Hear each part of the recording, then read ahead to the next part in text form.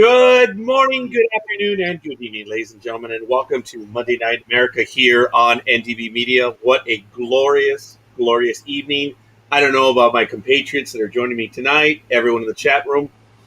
I want to thank whoever it was. My voice is back, but it will be back for a short period of time.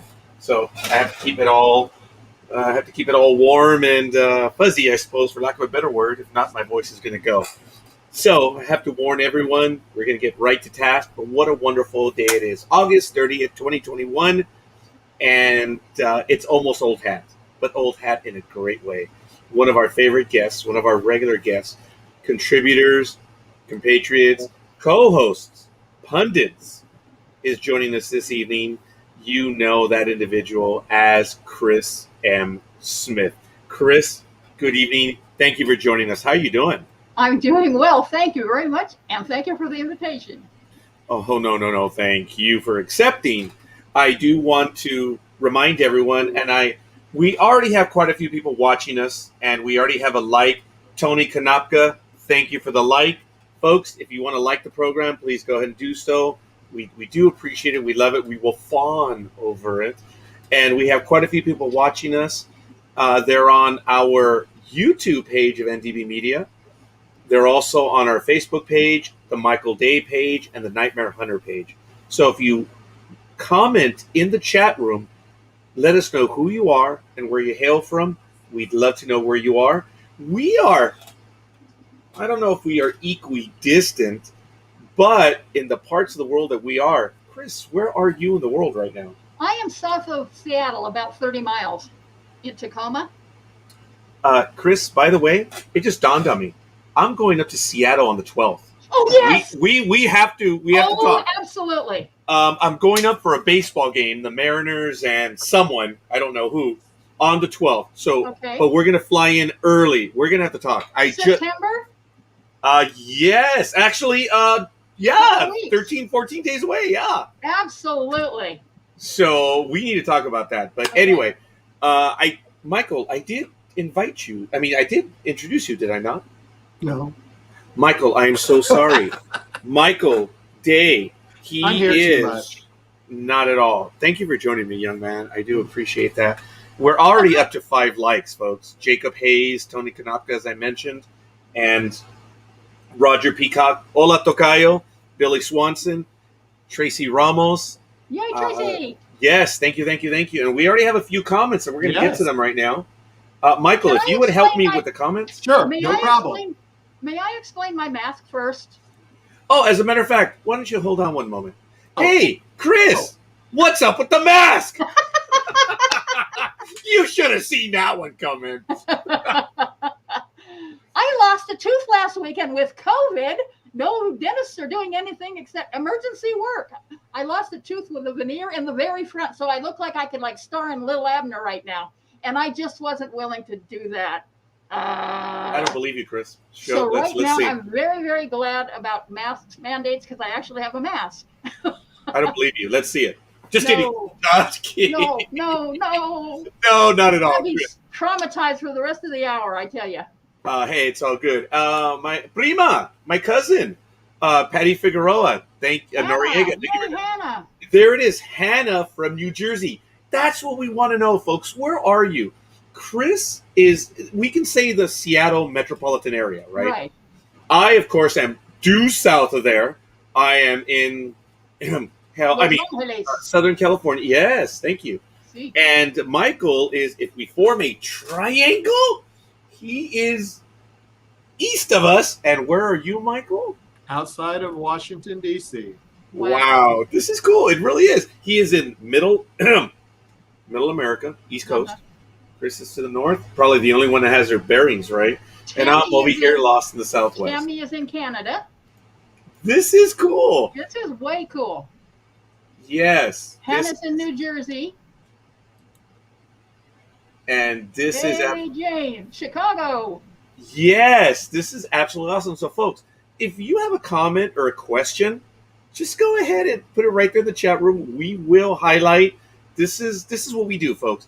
And if you're interested in being live with us, send us a message via Facebook Messenger or put it in the chat room. We may be able to bring you into the program. So, but I don't want to put Kris on the spot right now because if we spook her, she might go to little Abner mode, and we don't want to do that. I might scare you to death and pull out my mask. Yeah. Film lover, how you doing, film lover? Hey, film lover. Oh, this is anonymous. Yes, but they'll let us know right now. We also have Tommy Armstrong, who is from Ontario, Canada. Wonderful. Tammy, I'm so sorry. Tammy. I said Yeah. Tommy. I'm so sorry. And the bearded beast. Oh, I'm sorry. That's someone else. Oh, as a matter of fact, no. That may have been a mistake, us programming the channel here. We're not going to be doing cryptids on this program tonight. I do apologize. DA is on Wednesday night and on Saturday night. So I do apologize, folks. When I was setting up the channels, I hope I don't distract or screw up the title. I do apologize, folks. But we'll see. As a matter of fact, I don't know if DA is available. He's more than welcome to join us whenever he likes. So it's all good in the hood. So anyway, Kris, you are here because we have a major anniversary coming up. It's Yes. the 55th anniversary of Star Trek. It is something that it's just phenomenal. And it is alive. There's a lot of stuff going on. But you have had not only firsthand events or firsthand... Okay, you were there. Experiences. Firsthand experiences. You knew many of the players, but you've also had a chance to, for lack of a better word, log those events. Your point of view, you've been able to tell the stories of what happened and what has been happening in Star Trek. Kris, why don't you let us know some of the items that you have written over the last few years? My Star Trek connection was with DeForest Kelley, and it started very, very early on when Star Trek was really on TV, which carbon dates me, I know. But he actually launched my writing career when I was in high school. I went to see him in a parade in Wenatchee, Washington, and I thought I'd just watch him go by, But then, as it turned out, his convertible was parked on the street near where we were, and I thought, if I loiter shamelessly, maybe I can actually get a chance to meet him. And sure enough, Dean Carolyn, his wife, came out and got into the convertible, and I was a little afraid at first because I met other actors and had a hard time.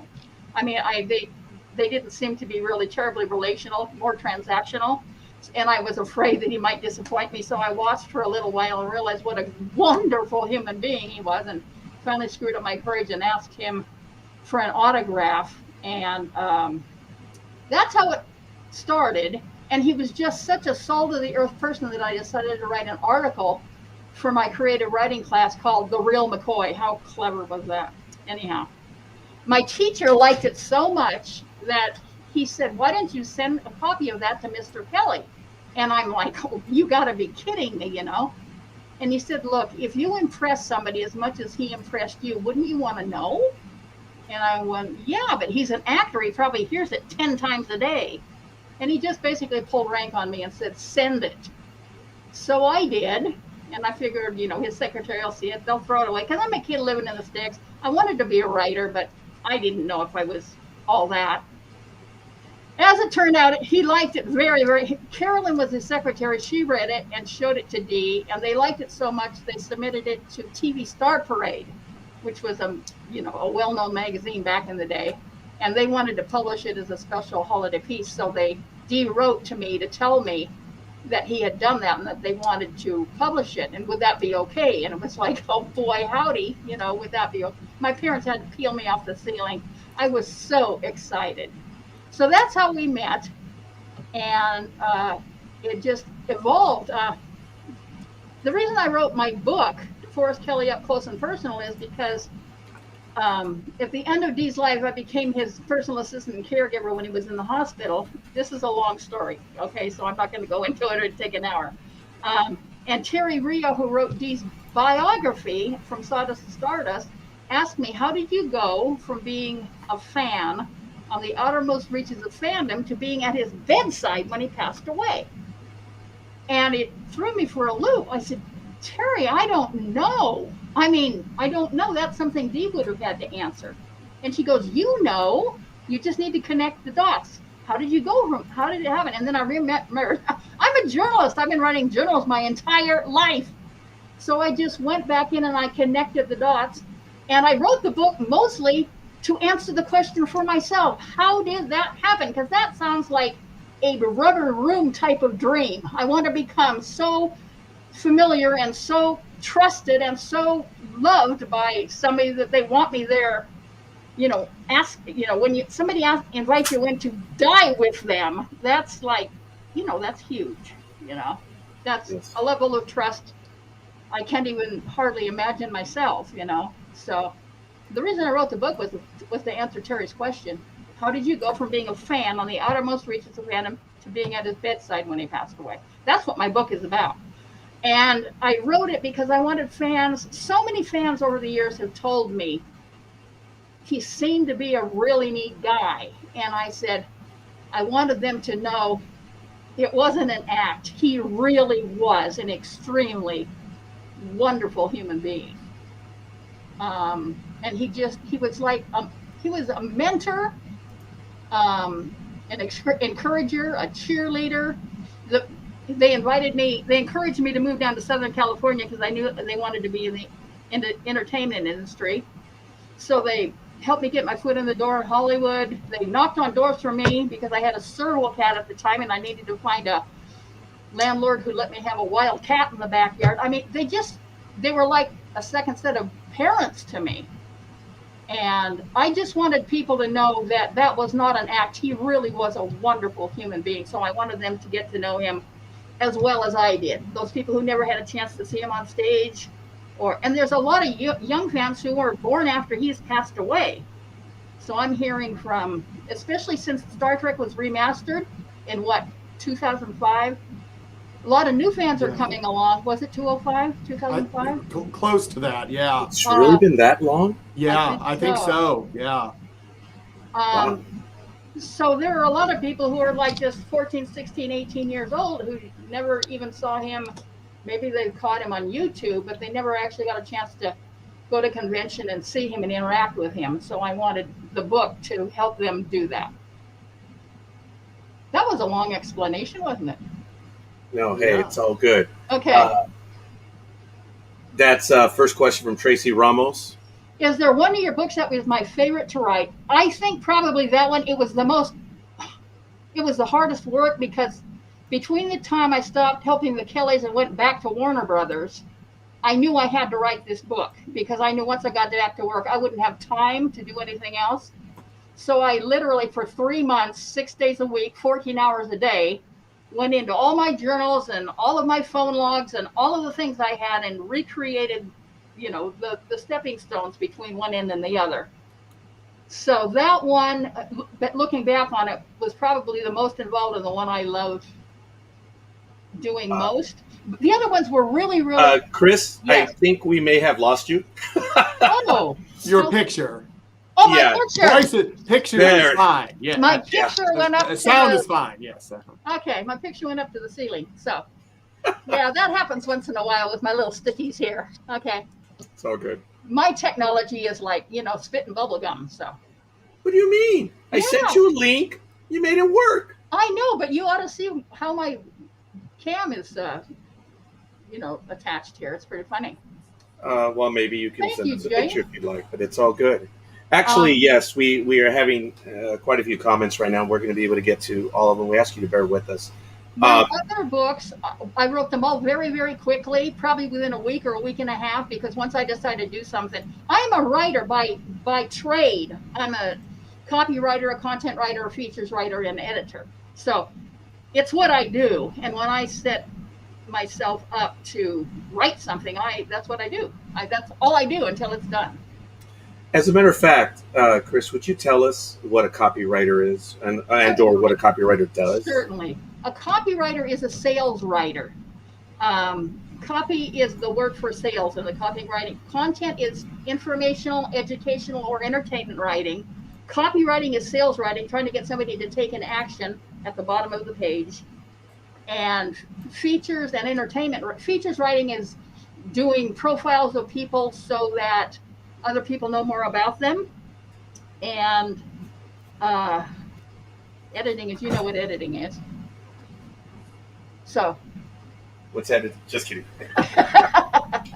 Just kidding. Am I losing again? Okay, so. No, I'm just being foolish. This is how mean I'm going to be to you, Kris. Go for it. Since I know that your English is phenomenal, the word of the day at dictionary.com is nostrum. Nostrum. Don't have to give me a definition, but if you could use it in a sentence. Give you a dictionary. If I've got it right, it's like a medicinal thing. I wasn't even asking for a definition. No, just if you could use it in a sentence. Since you are a copy editor. That isn't the kind of SEO keyword I write to. But among his nostrums was ivermectin. Is that the lead-in to Serval Sun? Yes, there you go. Yeah. Very well done. That was an accidental one. That was a happy accident. Yes. But all kidding aside, I was just messing with them. Is it Nordstrom? Okay, Josh, fair enough. I know that my accent is thick and heavy. I get it. Nordstrom? It was not Nordstrom. But hey, you know what? Josh, being the baller that he is, he has his priorities straight. So it's all good. I have to shop at Target. So Hannah asked, do I have a favorite Kelley story? Boy, Hannah, that would be really hard for me to pick. There are just so many of them, especially the funny ones. So.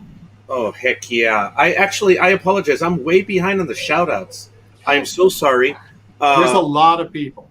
Scotty Whitehurst, Josh Jones, Tommy Armstrong, Doc Fried. Folks, it's absolutely awesome. Oh, no, Josh, you're not. It's all right. If it's not you, it's my cousin. And my cousin is here and surprisingly hasn't said a word. Oh. She said one word. Yeah, but that'll open the floodgates. I can do one funny story because I know I don't want to leave you all hanging out there. Please. For Hannah. I also volunteered at a place called Shambhala, the Roar Foundation, which is Tippi Hedren's wildlife preserve. She had lions and elephants and stuff up there. And Dee was known to be a bit of a prankster. Rory Calhoun and different people were giving him a hard time with pranking, and he would prank them back, whatever. And we were pretty well known in the convention circuit for doing pranking Dee while he was up on stage and stuff.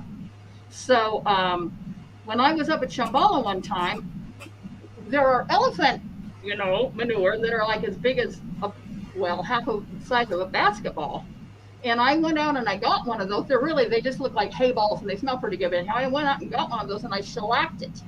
And I put it on a plaque and I put fake love bugs on it, like they were eating the elephant poop. And I put on this plaque, thank you for putting up with all our shit, And I presented it to him at a convention. Of course, not during the convention. I did it like behind the scenes.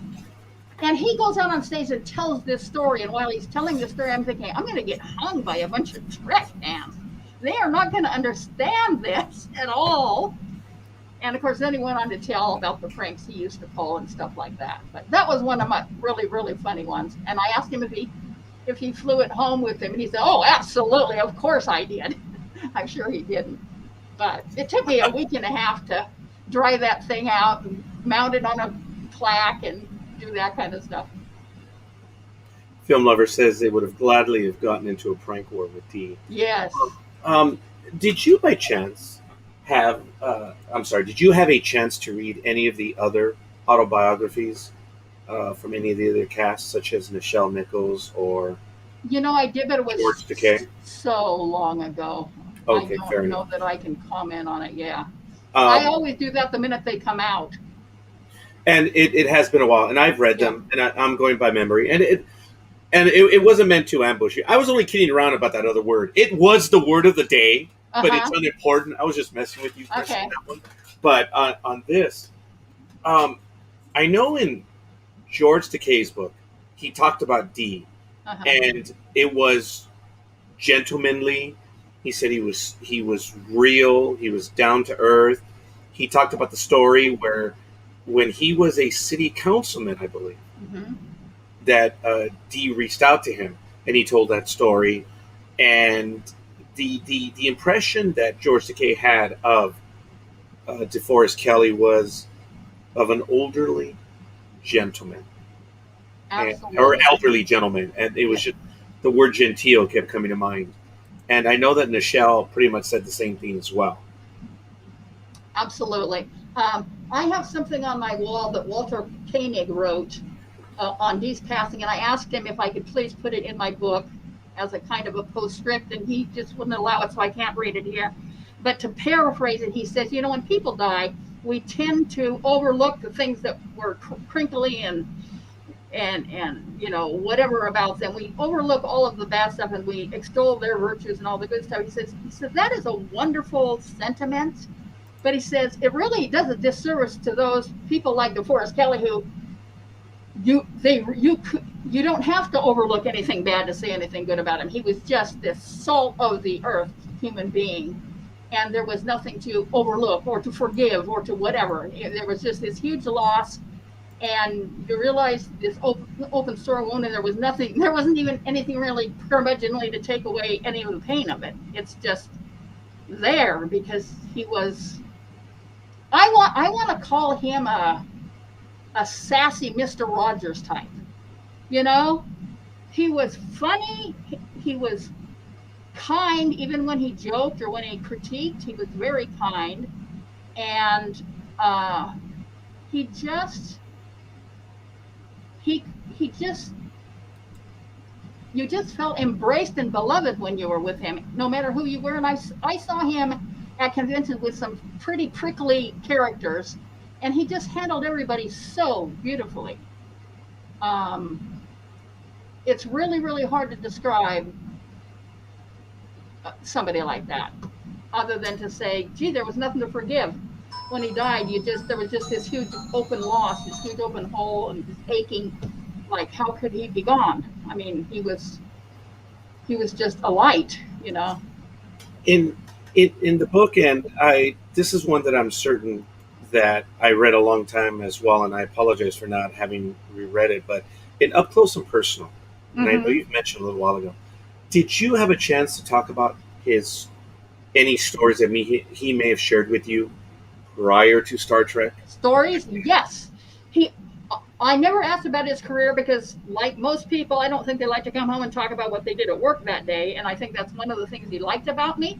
But I always waited. I'm not extremely curious. I don't inquire with people a lot, but anything they want to tell me, I take in. Mostly they were stories about his cowboy days. I mean, he just had a hoot being a cowboy. See, when he grew up under the thumb of a preacher, and his dad wanted him to be a preacher because he really did have it. He was a really, really good kid with a really good heart. And his uncle was a doctor. In fact, his uncle was the doctor of the governor of Georgia at the time. So when he was a kid, he kind of wanted to be a doctor. He also wanted to be a cowboy.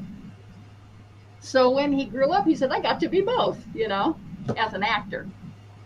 And isn't it, well, I'm generalizing, but isn't it correct that he was generally the heavy in the cowboy movies? Absolutely. He was almost always the heavy. Gene Roddenberry wanted him as Bones originally, not John Hoyt, but Bones. And NBC said, absolutely not. Nobody will believe this guy as a good guy. He's been a badass cowboy for decades. They're not going to believe it. And Gene Roddenberry then screened an earlier pilot he did with Dee in it, and they said, he is an actor. He's not a killer. So they did finally say, okay, let's try it. And the rest is history. Yeah. But he was typecast as the heavy, and then after Star Trek, he couldn't get out of that. He said being a heavy was the most fun to do. And it was the most alien to who he was. So it was fun for him to do that. He tells a story about he went in to do one of Steve McQueen's TV shows, and he's this mild-mannered gentleman. I'd like to be the heavy in the show. And Steve McQueen said, "Look, I don't think you're right for this." And he grabbed his shirt and pulled him over and said, "Well, I think I can prove it to you I am." And Steve McQueen was like, "Whoa, all righty, all right," So when my dad met him, he was a Western fan before he was a Star Trek fan, and he said, "I had no idea what a good actor you were until I just met you. I don't know how you managed to be those SOBs you were in Westerns. I do not understand how you," he said, "looking at you, you don't look like you could act at all." And he laughed. He said, "Well, thank you." He didn't come across as an actor. He just came across as a really down-to-earth gentleman, He didn't put on airs. He was very humble in that way. He felt fortunate to be a part of Star Trek, It didn't go to his head at all. No, it didn't seem like it. As a matter of fact, that's a little bit of trivia, right? On the title card for the second season, he was not on the first season. That's correct. The fans, actually, yeah. It was. They did that they started to do that little thing between Spock and McCoy. Those little digs at each other, and the fans got onto that, and then the producers said, "Okay, let's write more of that. We want more of that." And that's how those sparring things happened.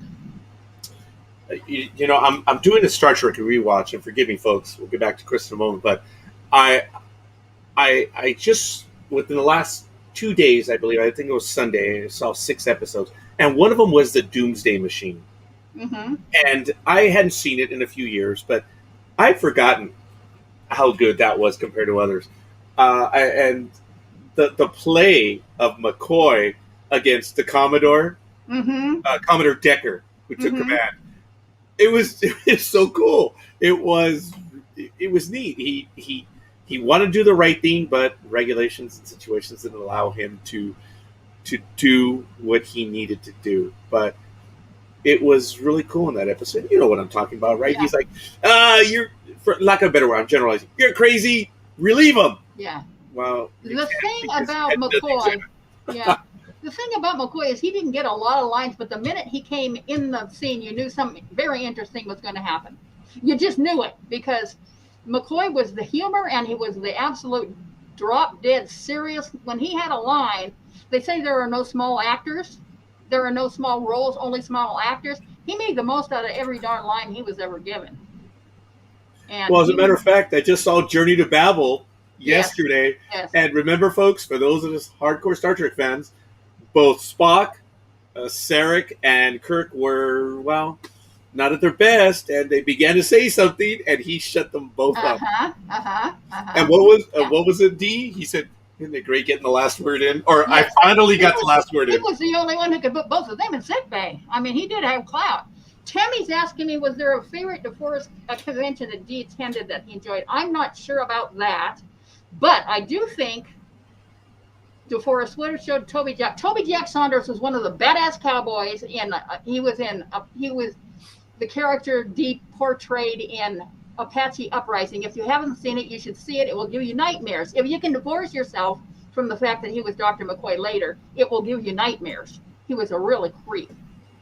I actually had a bad dream about Toby Jack Saunders after having met Dee, and I had a dream that I was in my front room with my sister, and Toby Jack Saunders, not DeForest Kelley, Toby Jack Saunders walked into the room, and Jackie looks at me and she says, "Kris introduced me."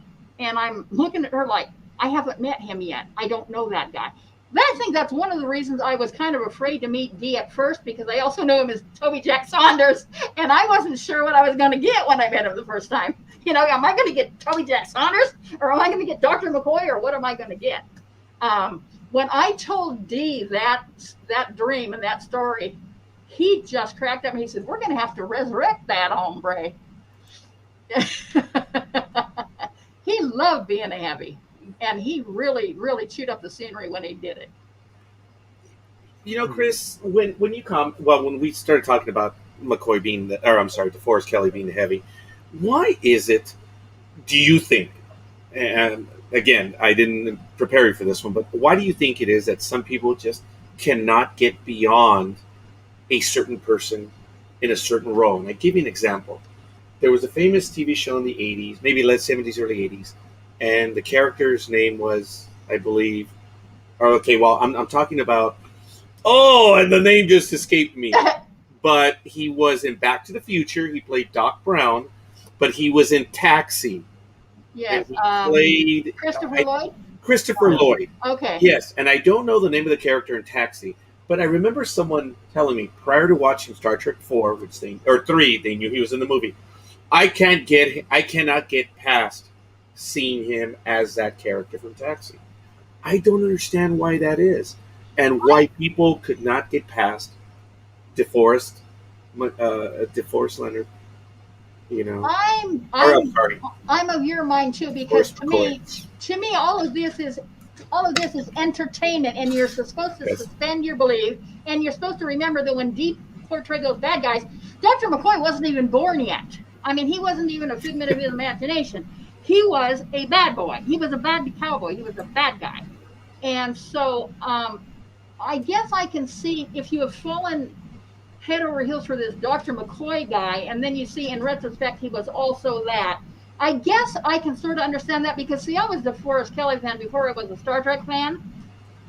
So I saw him as both and thought, he was a good actor as both. I really did more research on his earlier roles after I met him and realized what a great guy he was. But I had seen all of his Westerns and stuff like that, and so I had met Toby Jack Saunders before I ever met Dr. McCoy, and that's probably why I could have a dream like that. Well, it was like, my sister's asking me to introduce this guy, and I haven't met him yet, and I don't know who this guy really is. Is he a killer, or is he DeForest Kelley, So, yeah. So I don't know how to answer that. It's still, unless you can suspend belief and realize these are entertainment shows, and you're supposed to go along with the fantasy of whatever's going on there. I don't know how else you could do it if you try it that way. Pretend you've never seen the guy before and just watch for technique and acting skill and stuff. I do, if Michael wants to jump in a moment, I do want to say this. Folks, I apologize to everyone. Kris and I had spoken last week about prepping for this program, and she sent me a great deal of material. I was pissed off last week because I had no voice, and I was moping like a little boy. I said I would get to it, and all of a sudden we're here. So I'm downloading a lot of the images. Kris, you will be able to talk about those images shortly. I just ask you to bear with me. But it was my fault, clearly. Not a problem. I'm just so excited that my voice is back, but I'm starting to feel it already. Yeah. And Are there any more questions? No. Not yet, no. What I was going to say is, do you think it's just the fans that were typecasting him, or do you think it was also other producers, directors, and movie studios? That's what I'm saying. Yeah. That's what I'm saying. It was the studios that said, no, nobody will believe him as a good guy. Yeah, and I think that's the case, sadly, for a lot of actors that get typecast. Yes. He had portrayed either cowboys or ne'er-do-wells or crooks or whatever. He was very good at it, and which is surprising when once you met him, it was like, how could you do that? Oh, how could you do that? It's like Mr. Good actor. Yes, like Mr. Rogers becoming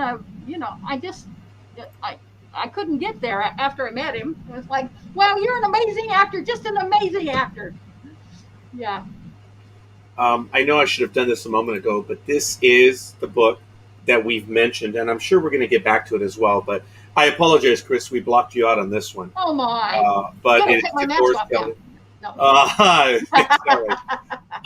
We've had quite a few more people join us now. Did you want to mention why you have a Star Wars mask on? Sure. I like the saying, "Stay back, you must." I have another one that says, "Too close you are." I just like the sayings. Yeah, I go for stuff like that. But really, look at here. I have a D on too. Okay, you're wearing the uniform. Yes. That's all right. I would be wearing the uniform too, but it's just so blasted hot out here right now that I'm just it's not going to happen. It's not going to happen. But I believe we have another question from Tracy. And folks, please, any questions, go ahead and post them in the chat room. and we'll get to them as soon as possible. But go ahead. What film made me a fan of these before Star Trek? Possibly two of them. Apache Uprising was one, because I love Westerns. And also Warlock. If you've never seen Warlock, he was in that. And for a non-Western, Where Love Has Gone. That was based on a true murder story, and he played an art critic. And his very first film as a young 26-year-old, Fear in the Night, it was supposed to be kind of a B picture, and it turned into a sleeper, meaning it came out and really, really hit the boards hard. And that's what got Paramount to sign him on for 2 years, because it was so well received. How did he feel about being typecast? After Star Trek, he was pretty upset about it, because he wanted to go back to being a cowboy. He had a real good opportunity to appear in Lonesome Dove and the Missouri Breaks. Was it the Missouri Breaks? Anyhow, but he was under contract to do Star Trek at the same time. But he would have liked to gone back and done something like that. But again, he was so typecast, he just kept getting more Dr. McCoy things. Well, he was a seminal doctor for a while. I mean, he was the hero. He saved everyone. Yes. I want to bring up an image right now, and if you could share a little bit about that one. In his days as a heavy, was he heavy in this? Well, yes. Why don't you go ahead and tell us about that? I believe that was Black Spurs, and he was the bad guy in that one. Richard Egan is the good guy, and he's the bad. Of course, he's wearing a black hat. That should be a dead giveaway. Oh yeah, duh. Okay, I should have seen that one. Sorry. It's really easy. It must have been really easy in the Old West to find the bad guy, because they all wore black hats. Well, at least according to the studios, they did. You know, this is an image which, when you sent me, I thought it was so cool. This is an awesome profile shot. This was one of his shots in '72 after Star Trek. He did a pilot for the Cowboys. You remember the movie The Cowboys with John Wayne? Yes. Warner Brothers wanted to make a TV series, and he played Dave in this pilot, but it didn't go. The pilot wasn't sold. And yes, you can see right there, he wrote on there, to Kris, "This is the real McCoy." He's always trying to convince everybody he's this bad guy, you know. Now, I have another image which I'm coming up on right now. Maybe you could also fill us in on some of the dates that are important for DeForest Kelley.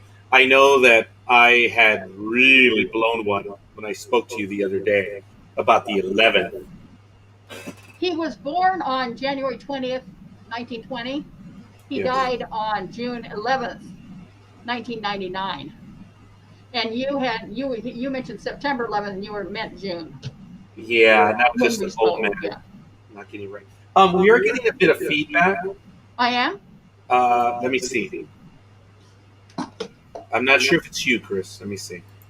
I'm going to say something annoying, and sure enough, it might be you, Kris. I just turned off the fan. Okay. Okay. Actually, it's gone now. So okay. I'm sure we still have quite a few more. Hi, John. Bower socks. Or Bower socks. I'm not sure how to say it. You like my shirt? Yeah, I should. I got a whole bunch of those. I can actually wear them now. Woo! What was Dee's favorite Star Trek outfit? I'm not sure. He used to always call, when he first went into the wardrobe for the TV series, he came out and said, "What do you think of my jammies?" That's the only thing I ever heard him say about his outfit, except one time I was at Paramount and he was doing the scene at Rurapenti, and he had the deer skin over his, they were in the penal colony in Rurapenti, and he had that deer skin draped over his growth of beard, draped over his uniform. He called it his costume, and I kept calling it his uniform. And I accosted him because I had a serval, which is a wildcat from Africa. Well, he was born in captivity. He didn't know he was wild, let alone a cat. But anyhow, Dee and Carolyn were crazy about Deacon. And when Dee came up to say hello to me, I went, "Uncle Dee, Deacon is going to be so upset to see you wearing animal skins." And he goes, "Don't tell him. Please don't tell him. That's what they give me in wardrobe." And I said, I won't tell him. It'll be a secret. I won't tell him. It's okay. Was DeForest afraid of anything? He was afraid he was going to lose his hair. He was afraid he was going to lose his hair because his brother did, but no, he didn't lose his hair, and I can attest to that because in the hospital it just kept growing. And we had to keep cutting it. Yeah, but his brother had, and he was real afraid that he would, and that was about the only thing he ever mentioned. Was afraid he was going to lose his hair. I'm like, okay, well, so what if you? I mean, people love. Hello, look at Kojak, and Who Loves Your Baby, and Captain Picard, and you and me. Well, I'm doing pretty good myself. Yeah, well, I'm glad you are, and I'm glad. Yeah. Well, Michael has more. Aurelio Rico Lopez III. Young man, thank you. We've gone international. He is from the Philippines. All right. Thank you for watching.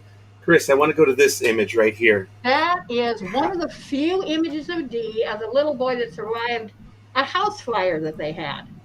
And he got to ride in a plane, in one of those, prop planes when he was a little boy, 8 years old. And they took that picture at that time. So that's Dee as a little boy. Isn't that adorable? Oh, heck yeah. There's another one that I'm going to pull up right now, which takes us back about 3 minutes in the conversation. It is you, Dee, and I believe it is the cat that you mentioned. Yes, that's Deacon. That was my sir. Well, I had him for 17 years from the time he was 5 days old until he passed away at 17. And so Dee and Carolyn loved him, and he loved them. Now, folks, if you look at the image carefully, it is not like a wrong angle. That cat is huge. Would you tell us briefly about those cats? He was about the size of a average size Doberman Pinscher, not those big hunkle ones, but the ones that are supposed to be about 22 inches tall at the shoulder. He had very, very long legs, very short tail, about a foot long tail, and satellite dish ears. I think I have some more pictures of him where you'll see him a little better than that. But oh yes, well, I do. If you go to my Facebook page, I have lots of pictures of Deacon in there. Oh, and his name was Deacon, D-E-A-K-E, and his father's name was Dia, or his mother's name was Rhodesia, Dia for short, and his father's name was Kenya. So I named him their names. Deacon. And Carolyn thought I named him Dee after Dee. And as a matter of fact, I think we may have mentioned, but I do apologize, folks. Our numbers are going up exponentially. So, Kris, would you introduce yourself once again? Sure. And please, for everyone else joining the program right now. I'm Kris M. Smith. I'm the author of DeForest Kelley, Up Close and Personal, A Harvest of Memories from the Fan Who Knew Him Best. He was my mentor. He launched my writing career. And at the end of his life, I was his personal assistant and caregiver. And the book explains how that happened. Yes. And here's the cover of the book again. We're going to do that one. Whoops. Oh, sorry, I was trying to upload an image. There it is again. Up close and personal. Now, I do want to thank you on air, Kris, because some time ago I mentioned that we had cats and we had lost. I think we had lost Cobalt. That was one of my profile cats that I have. It was an animal that came to me in a very difficult time in my life. Mm-hmm. And I mentioned how the cat had affected me as well as the family. And you sent my daughters, one each, a copy of your book, which was entitled, I believe it was, yes. And lousy setup, I don't have that book uploaded yet, the image. And gosh, I'm so sorry. I'm going to get forever. You know what I can do? Hold on. Where are you? Oh, hey, folks, there was a comment on Kris's, is it true? She commented on her Facebook page that she was fixing everything. Look at that. There's the book. Nice job, Kris. Back there, you've got all your books right there. That was not there this weekend. No, it wasn't. I decided to move my little habitat that away so I could put the books back there. Your habitat? My habitat. Okay, you really want to know about my habitat? I have a rat habitat. You see my rats up there? They never come down. So I was going to rescue 2 female rats. This guy had a bunch of rats, and he said, I need to find homes for my rats. And I said, okay, I'll take 2. So I went down there and he had 9 female rats and he says, take whatever you want. I'm going to take the rest to the pet store. And I knew what was going to happen if they went to the pet store. They were going to become rat food. And I thought, I'm looking at these rats going, which ones of these am I going to condemn to death? And I went, no, I'll take them all. So I have 9 rats growing up here. And they're wonderful. They're wonderful pets. They never get down. They wander around up there all the time. I get up in the morning, they all come out like little dogs going, what do you have for breakfast? Yeah, they're amazing. That is cool. So you started with 2 and you now have 9? No, I started with 9. They're all girls. I said, none of them are pregnant. Promise me. He says, if any of them are pregnant, I'll take the babies. Well, I've had them for 2 months and they haven't had babies, so I know they're not pregnant. It was 2 mamas and their babies. Well, remember, yeah. Rumor has it that nature finds a way. I know. I'm keeping the door closed. I'm keeping the door closed. Believe me. Michael, I apologize. I have cut you off tonight. Jump in. No, I will. Don't worry. I know that Mike was going to be with us for a few minutes, and then he decided to stay. I'm so happy. Thank you, Michael. Did he ever want to go on other Star Trek shows? He did go on the one. Oh, yes. Josh mentioned that earlier. Yes, about he that was connection, on Encounter at Farpoint. He did that 43-second thing where he went from funny to poignant in 43 seconds, showing what a great actor he was. And could you talk about briefly as to what the big deal about that was? I mean, obviously, crossing the generations and stuff. The big deal was he wanted to pass the torch for Gene Roddenberry. Yes. And he said, listen, I will do this at scale, meaning I don't want you to pay me a dime more than you have to pay me, being a member of the Screen Actor Guild. I want to do this as a gift to you. And so they said, oh, that's awesome, Dee. Come on down at 4:30. There's going to be a lot of makeup because we're going to make you up to be 137 years old. And Dee went down there. They said, you should be out of there by 11 probably, though. And so he went down there. Richard Arnold said this was the only time he ever saw Dee miffed. And he was so classy and wonderful you almost couldn't tell. But Dee got into this rubberized mask makeup and he couldn't do anything. And he waited and lunch came and he drank his lunch through a straw because he couldn't do anything else with that makeup on. And it got around to about 3:30 or 4 and he's still sitting there waiting to do his little thing. And finally he just said, please call Carolyn and tell her I'll be home in a half hour. And they went, oh no, we'll do this right now. That's about his most that he ever got. He said he was patient, he was kind, and it was like, oh my gosh, I don't know if they forgot about him or what was going on, but oh my God, took him all day to do something that should have taken about 8 hours. Yeah, I'm glad you clarified that because maybe it's just myself, but I understand that for those people that know, we were the impression that he did it without pay. He did it as a gift to Roddenberry. He did it as a gift that they couldn't have done that legally. He did it right. At scale, meaning the lowest you could pay somebody. Like a day player, right? Like a day player, yeah. Wow. What a day player. Yeah, really. Wow. Yeah, he got way more for a convention appearance than they got for that, I'm sure. I bet. Yeah. Michael, what was your reaction when you saw him in that episode? Because I know mine, I genuinely I jumped. I knew who he was right away, and I thought it was so apropos. It was really. I thought it was great. I thought it was a good, passing the torch. Yeah. I agree with that. I don't see no points in you as boy, but you sound like a Vulcan. No, sir. I'm an android. Almost as bad. Oh my goodness, yes. As a matter of fact, but she's got the right name. You treat her like a lady, and she'll always bring you home. That was so true then as it is now. Yeah. Oh I just love it. I went from laughing to crying in 43 seconds because it was just, talk about a segue from laughing to tears that quickly. Shows what a great actor he was. Oh, heck yeah. I'm trying to get a few more images, and there's one. Here it is. This is... Oh, I apologize, Sean. We'll get back to you in a moment. This one. For yes. Kris. Yes, this is This is Up your at pet right Shambhala. there. Right. Look at that one. Look at the size of it. This is up at Shambhala, where he stayed for the first 15 months while I was looking for a landlord that would allow me to keep him. Oh, and let me tell you, in the book, you'll find this out, but Dee and Carolyn went out and knocked on doors for me to try to find people who would let me keep a serval in the backyard, because they realized that Dee could probably get a yes a lot easier than a total stranger could. Can you imagine that? It just blew me away that he would do something like that. Yeah, look, the images that we have right here. Go ahead.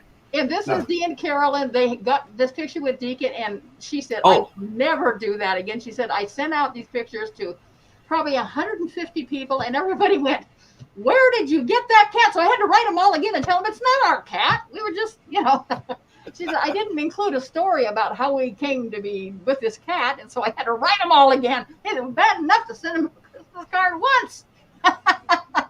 Absolutely gorgeous. When Yeah. they first met Dee, Robert Picardo, when they first met Dee, said, I'm a doctor, not a hologram. I don't know that. I didn't know that. I saw them on stage. I think I might have sent you, I guess I didn't, pictures of Robert Picardo and Dee on stage in Sacramento. Robert Picardo came on acting like a fan, got up on stage and started taking pictures of him. And so we got some real quick shots of the two docs together. It was fun. Oh, I bet. I didn't even know that happened. Wow. Yeah. He came on it like a fanboy. J.G. Hertzler loved Dee, too. A fan asked him, of all the Star Treks, who is your favorite character? And J.G. said, absolutely McCoy. Without hesitation, McCoy was my favorite Star Trek character. He wanted Dee to go to Germany, but Dee was sick at the time. And appear at a German convention with him. Kris, I remember we were talking about this back in 2009, right after the first J.J. Abrams movie. Right. Where, I forget the gentleman's name. Yes, Carl Urban. You know where I was going. Yeah. Both you and I agreed. It's not that they were imitating the characters, but, well, what was your opinion of Carl Urban? I was so scared to go see that, because 3 days later I was going to be interviewed, I think, by you. And I knew you were going to ask me what I thought of it, and I thought, oh my God, if I don't have to say. And then I went, you have to go, you can't be a coward. And I went in there just sweating bullets going, oh my God, I hope I at least like this a little bit, because I don't want to badmouth the guy, And I went in there and I went, oh my God, he is channeling, not DeForest Kelley, he is channeling the essence of Dr. McCoy.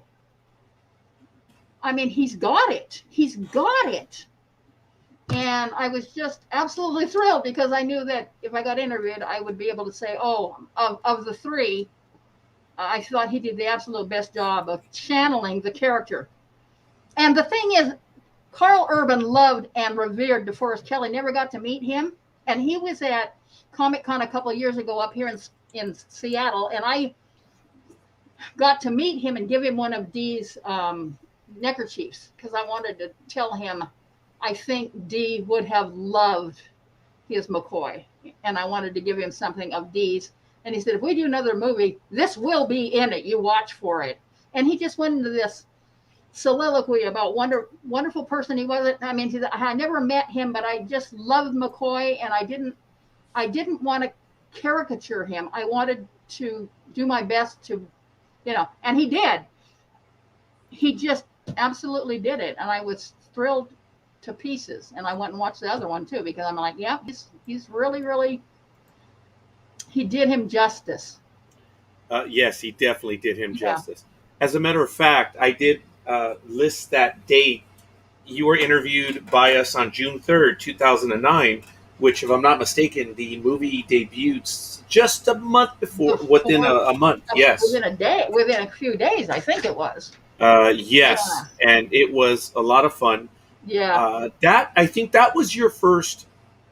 Wait a minute. Was that your first? Or we went crazy, Kris. We did an 8-day. Remember that? The 8 days of Star Trek? Oh my. You might have been a part of that one as well. And then we said we got to get people on. Yeah.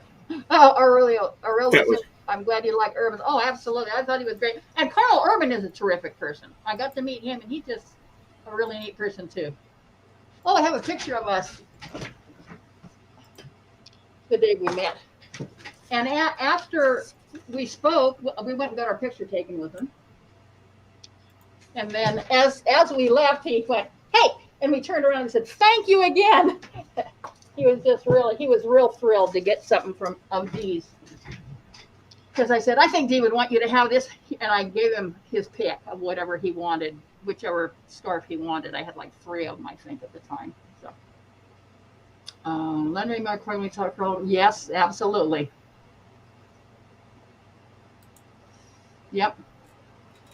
I'm finding the links to those episodes, Kris. So bear with me a moment. I'm gonna get that one right now. I agree, Ross. Urban was one of the best things about the new Star Trek.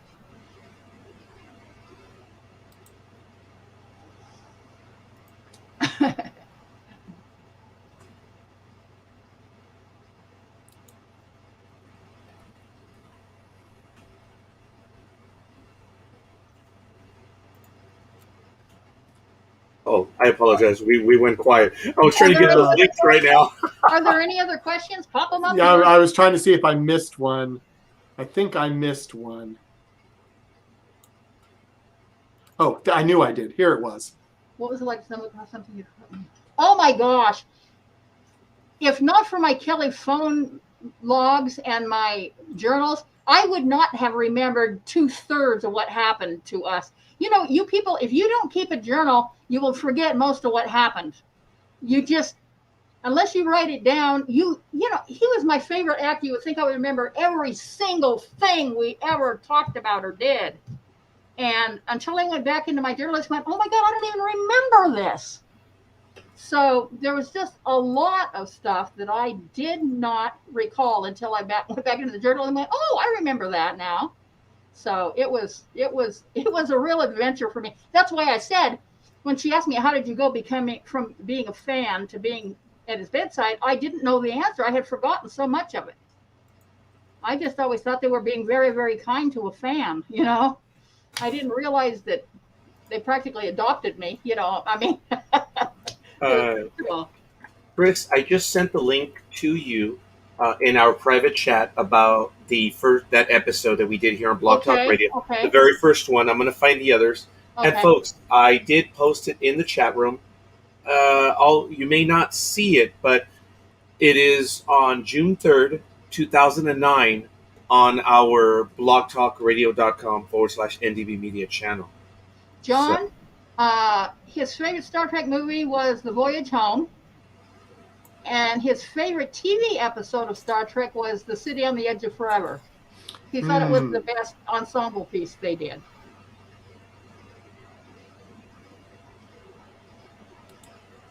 Yeah, it's rated as one of the top 5. Yeah. It depends now when, right. But I thought City on the Edge of Forever was like 1 and 2 with The Trouble with Tribbles. Yeah, I think Always Mirror Mirror was the third one. I love Jam. Was that the name of that one? Jam, where the empath. The empath. Yes, the empath. I love the empath. Oh, the McCoy shows. I love For the World is Hollow and I Have Touched the Sky. Tracy's asking me what is my favorite Star Trek episode. Oh my gosh. Probably For the World is Hollow and I Have Touched the Sky. Okay. We got to see a little bit of Dee in that. I mean, as he's falling in love with Natira, you see the tender. McCoy was a curmudgeon most of the time, you know. And when he's falling in love with Natira, you can see the gentleness in his face, and that was almost more deep. You know, Gene Roddenberry wanted McCoy to be more or less an L.H. Mencken type curmudgeon, H.L. Mencken type guy, but Kelley brought some Kelley into McCoy to make him this lovable curmudgeon rather than just a you know. My favorite episode, that's what I think probably For the World is Hollow, but I also love the empath. Yay. Yeah, that was my favorite too. because I'm a McCoy girl. I'm a McCoy kid, you know. My favorite are the ones that usually have him in them a lot. And the fact that was a love story for him, one of the few. Yes. And I love the ones where he's doing funny stuff, you know, like, shut up, Spock, we're rescuing you. Oh, yes. And that green-blooded son of a bitch. It's his reward. It's his revenge for all those arguments he lost. I mean, Star Trek 3, The Search for Spock. Yeah.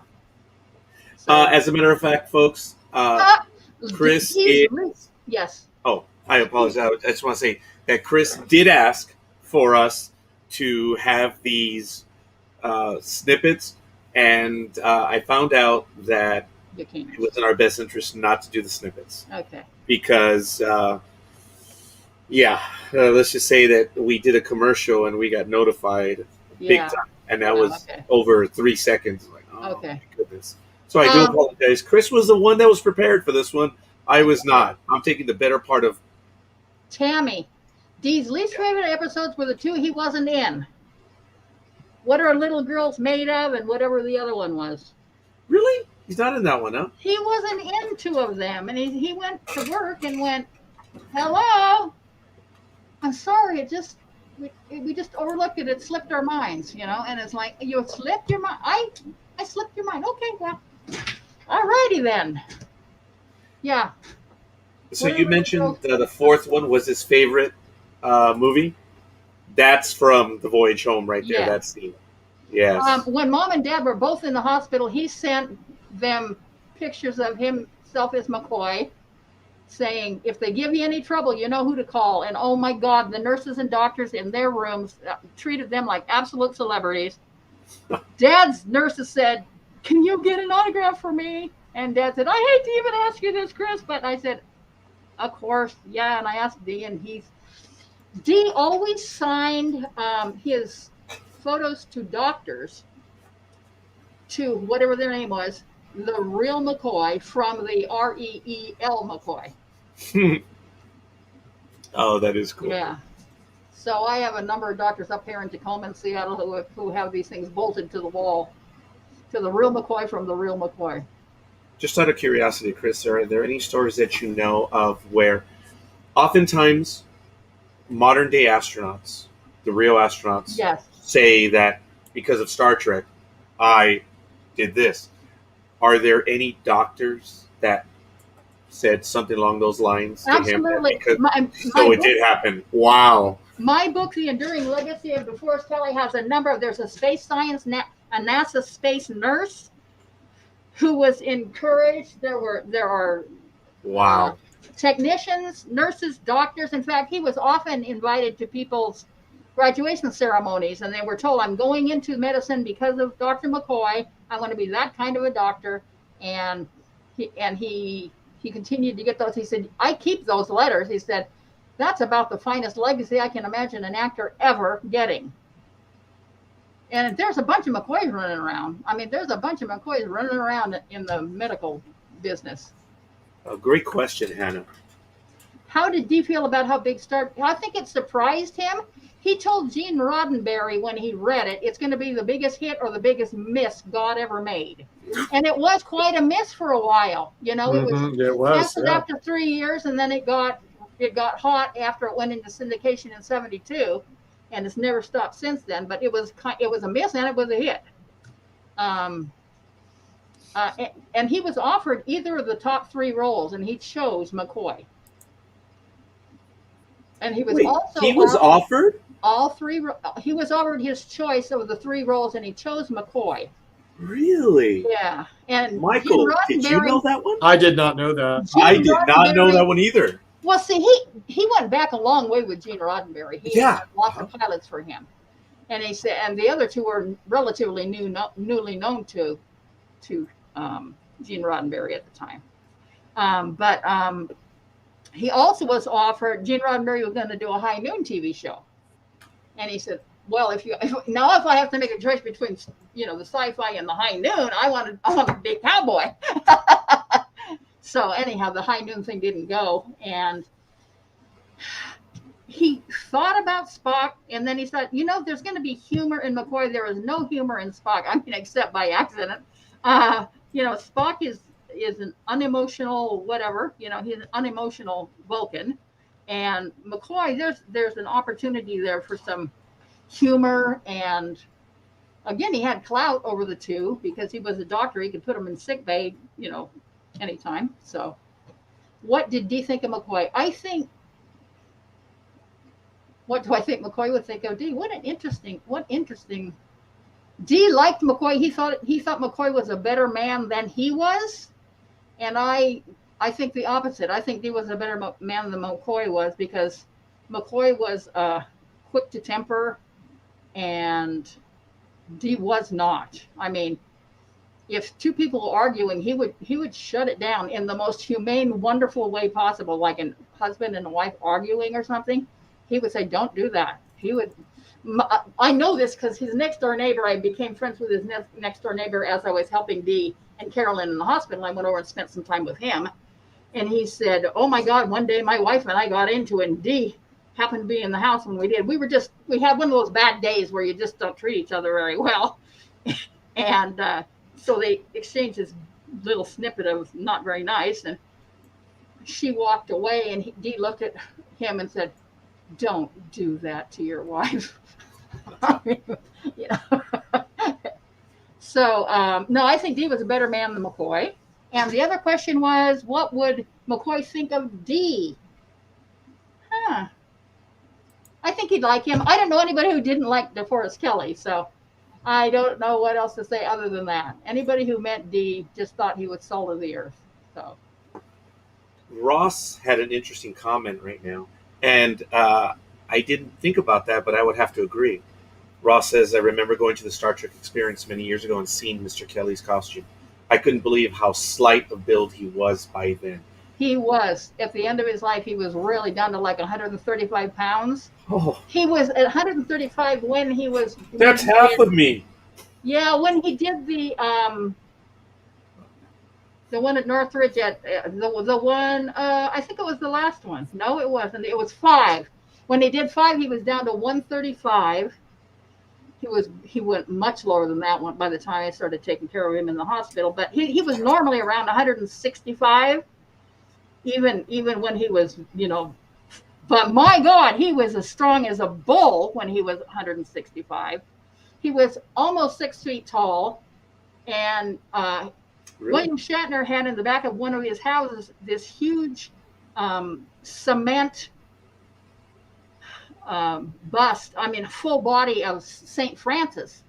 And when he bought the place, Shatner is Jewish, and he said, "Dee, do you want this St. Francis?" Because St. Francis is the patron saint of animals, and he knew Dee was an animal lover. And Dee said, "Oh, heck yes, I want that." So Dee went over and picked that sucker up and carried it out of his yard into his backyard. And I went and tried to move that thing. And I'm strong. I grew up on a ranch baling hay, and I was totally astounded.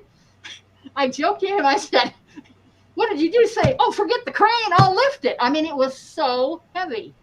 He was a really, really strong. And sometimes he would play wrestle with me and push. And I'm like, oh my God, he is really strong. And he's really fast. He was really fast. He was in Arizona doing a cowboy show. And in this show, he was supposed to be outrunning Indians. They were after him on foot. And the Indians were supposed to catch him, but the director said, "Give them a run for their money. Don't let them catch you." So the Indians didn't know this. The Native American guys did not know this. Dee took off like a jackrabbit, and they went off after him. It just was like, holy cow, this guy is fast. And they finally brought him down. The next day, one of the Native Americans brought him a Roadrunner pin because he said, "You are the fastest white guy I have ever met." And he just wore that Roadrunner pin forever. You almost always see it on his shirts at the conventions. He was so proud of that Roadrunner pin. That's not an impression I have of someone who is 6 feet tall, that they would be so fast. But yeah, I don't think he was 6 feet tall. I think he was close to 6 feet tall. Yeah. Okay. Yes, Rick Berman was neighbors, and Dee took his trash cans in the house. Yep. Oh, didn't know that one either. Wow. Yep. Dee was a gentleman. Dee was absolutely, but he was also extremely funny. He was very, very close friends with their mail carrier, who was originally a Navy SEAL. And one time on a really hot day, for some reason, I don't know why, I don't know if he got dizzy or what, Tony Kirk fell in the rose bushes out front. He like fell in these rose bushes. Dee walked down and said, "What the hell are you doing in my rose bushes?" instead of "Are you okay?" And another time he was up on the roof when Tony came by, and he looked at me and he said, "What are you doing?" And Dee looked down and did a McCoy and said, "Why the hell did you let me get up here?" They had so much fun together. I want to back up just a bit to Film Lover. Okay. Which character do you most relate to? Of course, it's Spock, but McCoy is still his favorite. Which one do you relate to?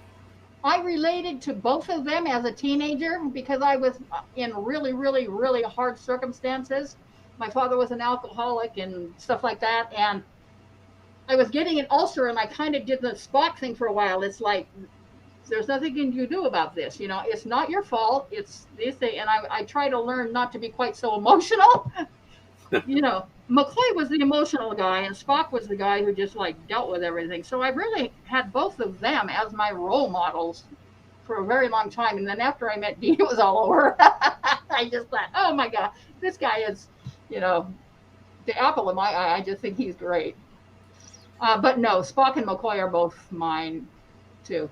Maybe for the original, I know you've seen quite a bit of Star Trek. I don't know how much you've seen of everything else, but are there any other characters I have not watched. I watched the first year and a half of The Next Generation, wanting to like it, and decided I didn't have to try to learn it like the first Star Trek.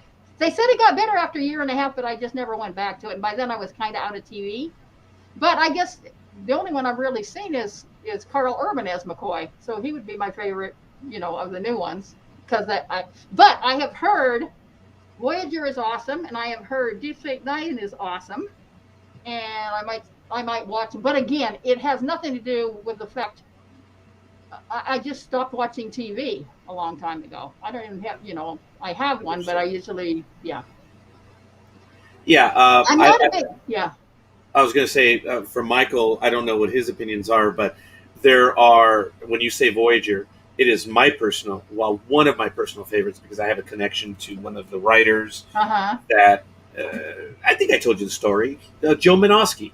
He invited me onto the set way back in 1998, on June 12th, 1998, our 5th year anniversary. So I had a chance to tour the sets. Yay. So I have a tiny connection to Voyager, but some people dislike Voyager, and that's the way it is for every series. Right. Those that like and dislike. Right. There are people that dislike the original series. I know. And it's like, well, folks, yeah. but that's where we came from. I know. It's like Grandpa. Yeah. How can you dislike Grandpa? Anyway. Yeah. So good. One of the best, I guess, what you would call a real review of my book, although it wasn't written out, was somebody said, I picked up your book. I never watched Star Trek. I really didn't care, but I know you, and I wanted to help support your career, as an author. And so I went and bought your book. And he said, Kris, I fell in love with DeForest Kelley. Now I have to go back and, of course, see everything he ever did. But I just fell in love with him, and I cried so hard when he died. I mean, in the book, because she hadn't experienced him before. And for me, that was huge. I mean, the other reviews are the fact that now I feel like I really knew Dee, which is why I wrote the book. I wanted people to feel like they had really met him, that they didn't have to any longer ponder, was he really a neat guy, or was he just a really good actor and made you think he was. Kris, by the way, we've been talking about the books, and we've shown some images. I wanted to ask, where are our viewers able to go to purchase your books? I know I have Yellow Balloon Publications at the bottom, Yes. but I also have wordwhisperer.net. Is there another website that I need to have? Actually, they can go right straight to Amazon and just type in my name, Kris M. Smith, and all of my books will pop up there. I have an Author Central page at Amazon, even if you go to these sites down below, they will direct you to Amazon anyway, except for the audiobook version. The audiobook version of DeForest Kelley Up Close and Personal is only available at Yellow Balloon Publications. And at the end of that, there's actually 15 minutes of voicemail messages that the Kelleys left me, or Tippi Hedren left me, or Harv Bennett left me, people like that, so that you can actually hear Carolyn's voice, because a lot of people don't know what Carolyn sounds like. And I wanted people to be able to hear her too. Did you get a chance to meet Harv Bennett? I did. When Terry was writing Dee's biography, I went to several of the interviews. I went to one with Harv Bennett, one with Bob Justman, and a few other people. So I did meet Harv Bennett, and at Dee's memorial service, Harv Bennett was there too, kind of off by himself there. And I went over again and said hello to him. Yeah, Harv Bennett was a really cool guy.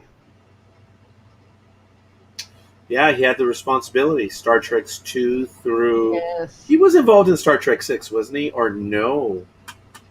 I know Not that... 6. Not 6. So it's 2 through 5. Yeah. Yeah. Was Dee emotional like McCoy? Dee was emotional, but not like McCoy. It seemed to me like when McCoy was emotional, he was upset or, having a tizzy. And Dee was emotional in a very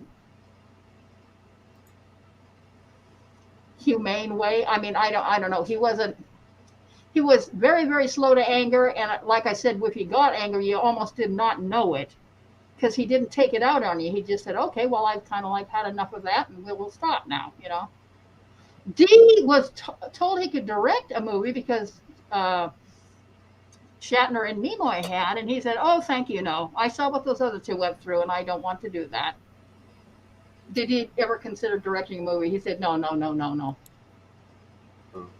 Well, I guess he did, right? And he said no. Yeah, he was offered, but he said no. Wow. Okay. I don't know if that's known, but we know he never took on He never did. Yeah. Right. Oh, when he was in the Army Air Corps, he did a lot of TV shows.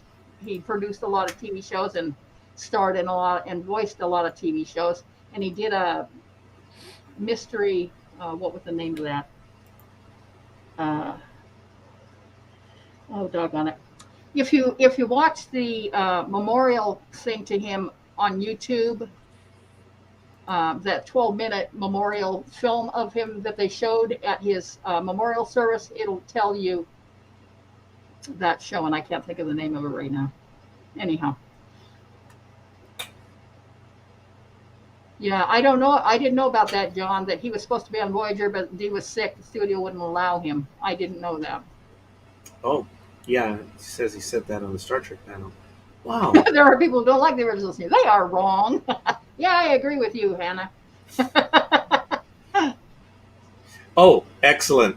Folks, you can see the link in the chat room, but when we put it up, you can't copy. You can't copy, no. But what you can do is you can take a screenshot. I know, sorry, we're here. You can take a screenshot and you can keep it. But Kris is right. I did it right now. Just do the search, Kris M. Smith, and it does just show. Go to Amazon and do Kris M. Smith, and they'll pop up for you. Yes, he was with Paramount for decades. He did North and South. He did the $1 Million Man, the $6 Million Man, Rich Man, Poor Man. He did lots and lots of stuff at Paramount. Yeah. Yeah, George Takei very briefly talked about how shrewd Harv Bennett was, where he was doing an episode where he was like some guy up in the mountains, and he says, I'll do my own stunts. I want to do my own stunts. But he said that he wanted, George Takei wanted to do his own stunts, but Harv didn't want him to do that because he was a bigger name. But he said, okay, fine. We'll do your stunts, but we'll do them on the last day. He says, why on the last day? And of course, George Takei later said, yeah, if I get hurt, big deal. I got everything else in. And they can still get a stunt double. Yeah. So that's how shrewd Harv was at the time. Harv Bennett also said of Dee, unlike a lot of actors, when they're looking at the script, the first 3 through the script, they always have some changes because they want their characters to be this, that, or the other thing, And he said, a lot of them come in with this, they want a bigger piece of the action or whatever. He said every time Dee came in, he always made a comment or a suggestion that absolutely improved the script instead of it just being a memoir. In fact, there were times Dee said, I'm not going to say that line. You give that line to somebody else. Like when Spock died, he was supposed to say, he's dead. And he said, I'm not going to do that. That is a laugh line. That's a throwaway line. This is serious. Spock is dying. Give that to somebody else. And he gave it to Scotty. He's dead already. He didn't want McCoy to have to say that. He gave that one away. Because he said, no, I'm not doing that. When he's euthanizing his father, Yes, the line was his father was supposed to say, kill me. And he said, absolutely, I am not going to say that line. McCoy would not kill somebody. Make it release me. Yes. Because, if that's my dad, I'm not going to kill him, but on his request, I will release him, He said, I can't. He said, I just can't do that. It kind of means the same thing. Turn the machine off and let me go. I hurt too bad. I'm done. But he said, I'm not going to, McCoy would not respond to kill me. He would not allow that. As a matter of fact, he would. I apologize for interrupting, but as a matter of fact, in the book, written by Elizabeth Shatner, Shatner's daughter, about the making of Star Trek V, they talked about how it was McCoy and Spock turned against Kirk in the original script. And I don't know if it was Spock, and I apologize, Leonard Nimoy, or it was DeForest Kelley that first off said, nah, it's not going to happen. No. Yeah. They'll do this and this, but no. Right. As written, it's not going to happen. And they changed it up.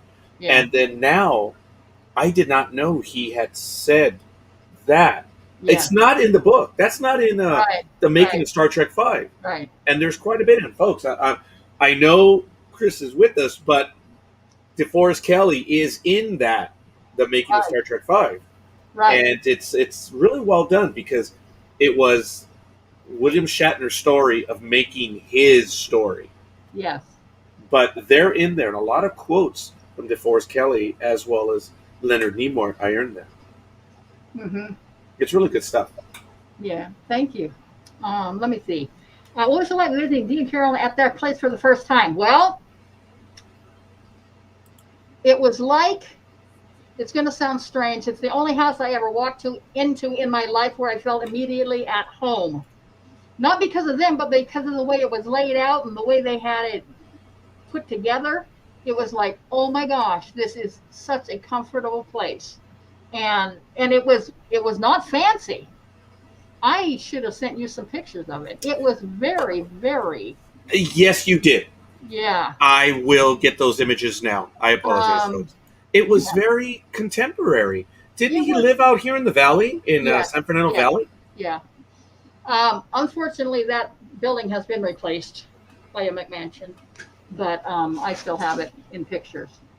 Wow. It was, and by the time I went into their house, I was already pretty over the fan thing and seeing them more as friends now, so I wasn't nervous about going in, but I was just so amazed that it felt so comfortable. It was like, I want this house. In fact, I asked, can I get blueprints for your house? And I have them.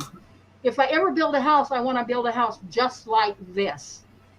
It was little. It was a little house. I don't think it had maybe 2,200 square feet in it, if that. Wow. But it was so comfortable. Yeah. I'm getting to those images right now. I got to tell you, the first time, other than at conventions and stuff, the first time, to follow up on that question about how did it feel, the first time I really got together with them was Deacon had been up at Tippi Hedren's Shambhala Preserve he was up there for 15 months total before we found somebody who would let me have a serval in the backyard. And Dee and Carolyn wanted to meet Deacon. They waited months and months and months, and he still wasn't coming off the hill. So he said, look, drive us up to Shambhala so we can meet Deacon. And so Sue, Dee's fan club president, and Carolyn were in the front seat, and Dee and I got in the back seat of the car. And he reached over and he slapped me on the leg and said, "How are you?" And I just about hit the roof. It was such a shock to me, have a guy to treat me like a regular person, It was hysterical. Because I was still, oh my God, this is my favorite actor. This is my favorite actor. We hadn't gotten really, other than having a couple of dinners up to that point, we really hadn't gotten to know each other terribly well. So yeah, I just about hit the ceiling when he did that.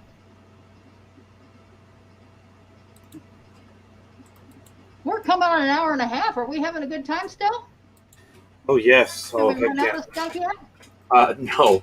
Like I say, it's my fault. Did not upload these images. I'm doing them now. Do you still have an audience? Oh yes. As a matter of fact, yes, we do. We are up to 15 likes. Forgive me.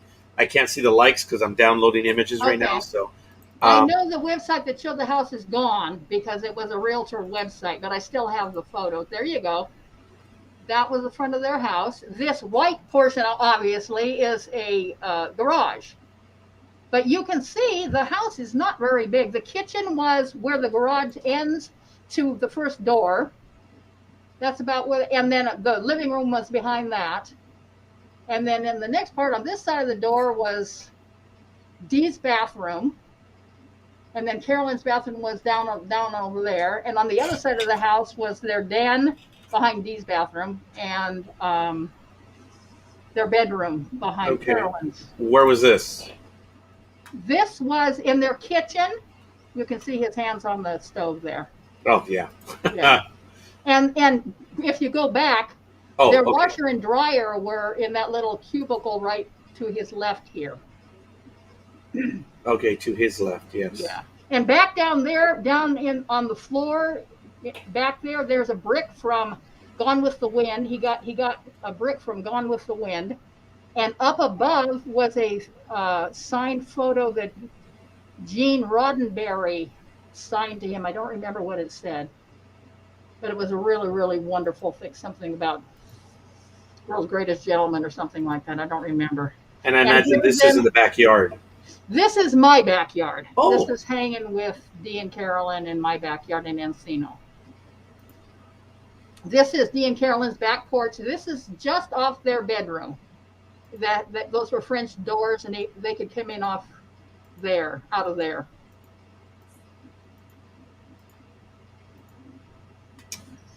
Is it you that had the lemon tree, or was it? He had the lemon tree. That was right. You can see the trunk of it right next to the house here. Oh, okay. Yeah. I'm going to that image right now. Oh, you know what? Actually, not. It's right. You can see it on the extreme right of the screen. There's the lemon tree right there. Okay, and here it There is. you go. Yeah, that's depicting lemons for us. These are absolutely wonderful images. But I know we do have some other comments. And that was the day we went to Shambhala, and he said, "Well, now we met your turtle. You come and meet my turtle." Someone asked earlier, I don't know if you noticed that one, about the animals. We know which animals he liked, but what was his least favorite animal? I do. I do not know. I know he was bitten by a German Shepherd when he was doing a TV show. And he wanted the company to pay for his hospital, and they wouldn't do it. And he said, "Well, then I'm going to sue you." And he said, "You'll never work again if you do." So he said, "Okay, I won't sue you." But he liked most animals. He liked most animals. Yes, yeah, they lived in a very simple home. I just loved it. Isn't that turtle? As far as I know, the turtle is still alive. I'm supposed to be notified if the lady who took it ever dies or needs to find it a new home. I'm supposed to be notified so I can find it a new home. But so I think it's still alive, or it passed away, and they didn't need to tell me that. Because I'm only responsible if she needs to find a new home. Now it's 21 years. And she was 70 something at the time. So the turtle has probably passed on too by now. I do want to take a moment. We're about to hit the 1.5 hour mark. We're doing really well. Of course, that's Kris Smith. That's Michael Day over there. And of course, I'm Roger Noriega. We're having a wonderful evening talking about DeForest Kelley, but more importantly, the contributions of DeForest Kelley and the experiences that Kris had with this wonderful gentleman and gentlewoman, his wife, Carolyn, as well. Absolutely. They were married for a long time, right? 54 years until many? he passed away. 54. Wow. Yeah. Well, Roger, I'm going to have to bow out because sadly, I have to go to work tomorrow. Can you believe that? Oh. Yeah. So do I, but you're 3 hours ahead of me. I know. Yeah. Michael, you are beyond a team player, Michael. Thank you, Michael. I do forget. Nice meeting you, Kris. Nice meeting you. Nice meeting you. And these people want to go on and on and on. So hopefully It's all you good. will. Well, we'll see as far as the voice can go. Yeah. But take it it's easy. all good. Thank you, Michael. Okay. Bye-bye. As a matter of fact, Kris, I'm not sure how much you've seen on the internet, but as you know, in the background, there's Starship Demos. We're keeping them. They're a fan production. Michael has been involved in other fan productions. I gave him the nickname of Godfather of fan, and he detests that a great deal. So I'm not going to insult him. I know he's left right now, but I don't want to do that. But he's been involved in many projects, Starship Farragut and the like. Are you familiar with the fan love for Star Trek? Oh, I definitely am. I am definitely aware of it. Yes. It's absolutely incredible what fans have been doing. Well, since right after Star Trek, you know of that, right? Yes. You were there. I've mentioned. I wrote that. it myself for many years. I'm sorry. I wrote Star Trek stories for many years. Yes, myself. And where are they, Kris? Oh, I wish I had them. They're in some of the published magazines from so long ago, but I don't think I have copies of them anymore. Did you ever think of just for yourself and for the rest of us? Sorry, being selfish. I thought Do you think I've ever I tried? actually have 2 ideas for McCoy-centered Star Trek books, but I don't know if Pocket Books would be interested in them. I've written 3/4 of both of them, but I just don't know. Well, Kris, nothing personal, but I have done the same. I'm just afraid to submit them. I was part of the 1990s craze when people were writing stories in script format. Mm-hmm. So I wrote 2 stories that I wanted to submit, and everyone already knows the stories. I submitted 2 of them. Mm-hmm. So I thought that whether Pocketbooks wants to do it or not, I think it's time that I actually just finish these and put them out there, and they're not going to be made ever by anyone. The only thing with that is you have to get permission. If they are based on characters that Paramount owns, you'll have to get their permission to do it. I actually have the release forms. Oh, all because right. they're registered Uh-huh. because I'm not sure if you knew, but for the Next Generation, Michael Piller allowed for fan submission. Mm-hmm. And as I mentioned, I submitted 2 episodes, one for the Next Generation and one for Star Trek Voyager. Uh-huh. So they have the registry number. Oh, wow. But obviously I wouldn't do it for money. I Right. would do it just to complete Right. the story, as many fans do. Right. And I think it's time for me. I've been wanting to do it forever. So enough about me. I'm saying, what about you? Why don't you? They asked Dee at one point, what was McCoy doing between the time he left Starfleet and was called back? And he said he was a veterinarian.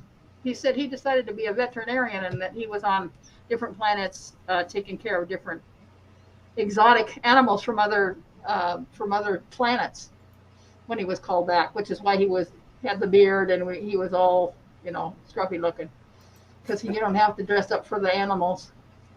See, he loved animals, yeah. But me and my writing, well, the writing I do right now, I do it for businesses and stuff. I do it to make money because I am on Social Security and I have a very small pension, but not really a whole heck of a lot of that. So any writing I do, I want to make money at it, and so don't know that I would as a. Well, in a tiny way, that's what we're discussing tonight, folks. You need to check out her material. It's on Amazon Prime. I'm sorry, Amazon.com. I'm going to split the screen real quick, just so that fans can see it right here. Okay. This is my Amazon page, but there it is, DeForest Kelley, up close and personal. A harvest of memories from the fan who knew him best. And if you belong to Kindle Unlimited, it's free to you, and it's $9.99. You don't have to have a Kindle, by the way, to buy the $9.99 version. It's in full color inside because they have a app that you can download and read it on the screen. So if you don't have a Kindle, I highly recommend you buy the Kindle version for $9.99, and then you can see everything, read everything, and it'll be on your screen is all. Tammy's asking, did DeForest enjoy watching his movies? When he was in the hospital, he asked me to try to find some of his movies that were on TV at the time, and we never could find any. I felt really bad about that because on any other time you could. I think he enjoyed probably watching his Westerns, but and he did. Yeah, I really didn't discuss it much. I just remember in the hospital he said, try to find something I'm on this TV show, and on this TV today, and I'm like, man, I tell you what, any other day you would ask me, I would have found something, but not today.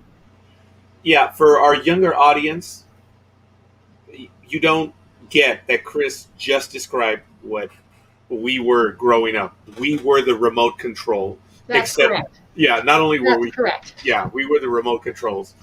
But your job was a lot bigger. He wanted you to find what was on television. Right. That is funny.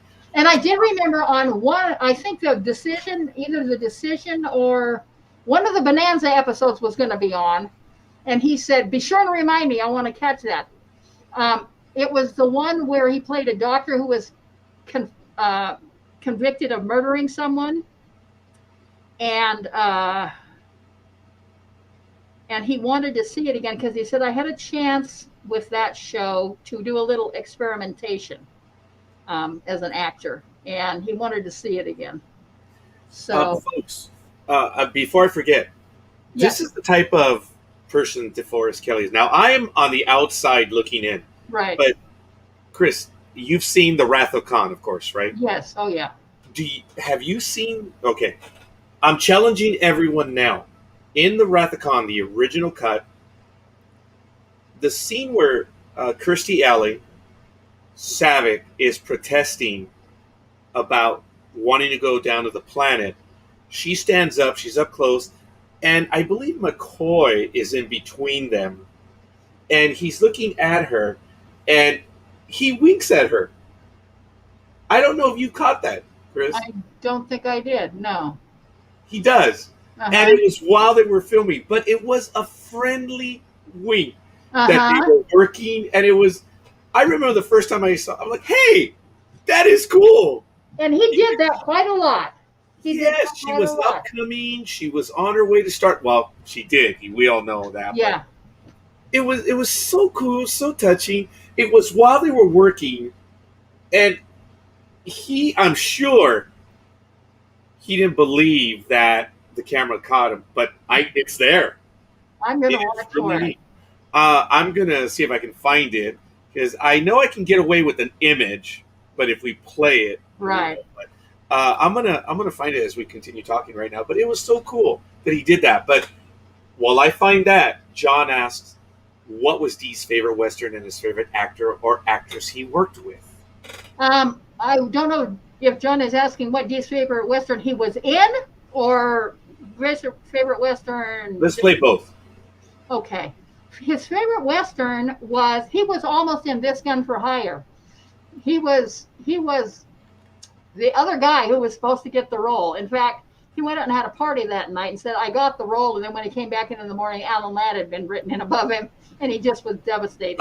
He was supposed to have that role. The other one he really loved was Shane, But of the ones he was in, I think he mentioned Apache Uprising most often. And he also mentioned Warlock a lot, and he had a cute anecdote about his time in Warlock. But those are the two he mentioned most often, so I'm presuming those are probably his two favorite. I never asked him, so I don't know for sure. And his favorite actor, he did answer that question. He said one of his favorite guest actors, not of regulars, but he said his favorite guest actor was Ricardo Montalban, because they had both gone a long way in the studio system. They were young actors together, and they had a lot of history in common. And they had a really good camaraderie when they, sat around waiting for their lines. And he said he really enjoyed that. He also was in a play with John Carradine. Back in the day when he was, in his 20s and 30s, they were doing road shows. And he had a lot of fun with John Carradine. Do I think Dee would be touched by my books? I think he would. I know Carolyn was. She actually got to read my first book, the first edition, not this up close and personal one.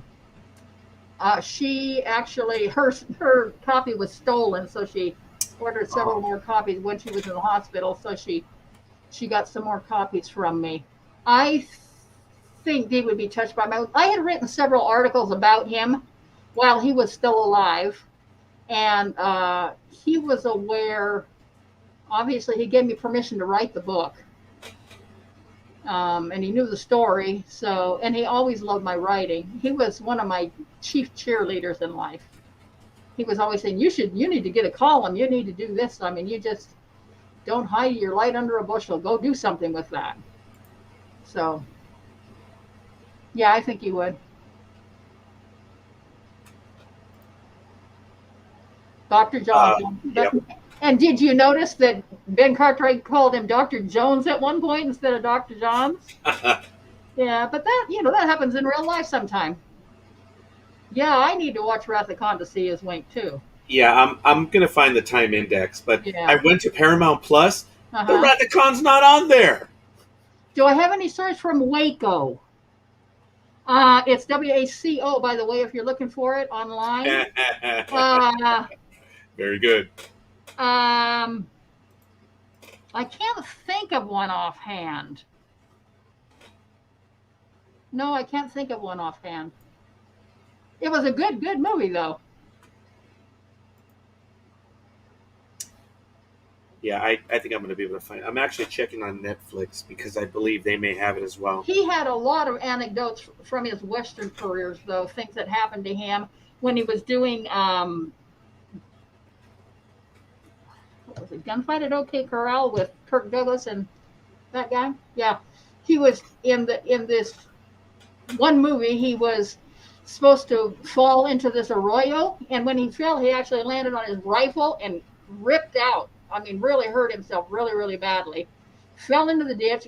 They were filming, so he didn't want to do anything about it. Kirk Douglas grabs a hold of him and drags him. Part of the deal is drags him down this gulf. And he's going, oh, and, finally the guy says, cut. And Kirk says, gee, that was great acting. You really sounded hurt. And he's like, I am. So he went to the doctor. And the doctor, wrapped him all up really, really tightly and said, now, Mr. Kelley, you go home, go back to your hotel. She gave him some kind of meds to help the pain. You go back to your hotel room and just rest. Don't do anything, because he had to work the next day too. Don't do anything, just be good. Well, they were all invited to dinner that night at this private club. So I thought, I don't feel too bad because he had pain meds on board. I don't feel too bad. I think I'm going to go ahead and go down and have dinner with the gang. And he went down with them, and he started to feel really bad. And he started to sweat. And he knew, oh, no, this is bad. This is really bad.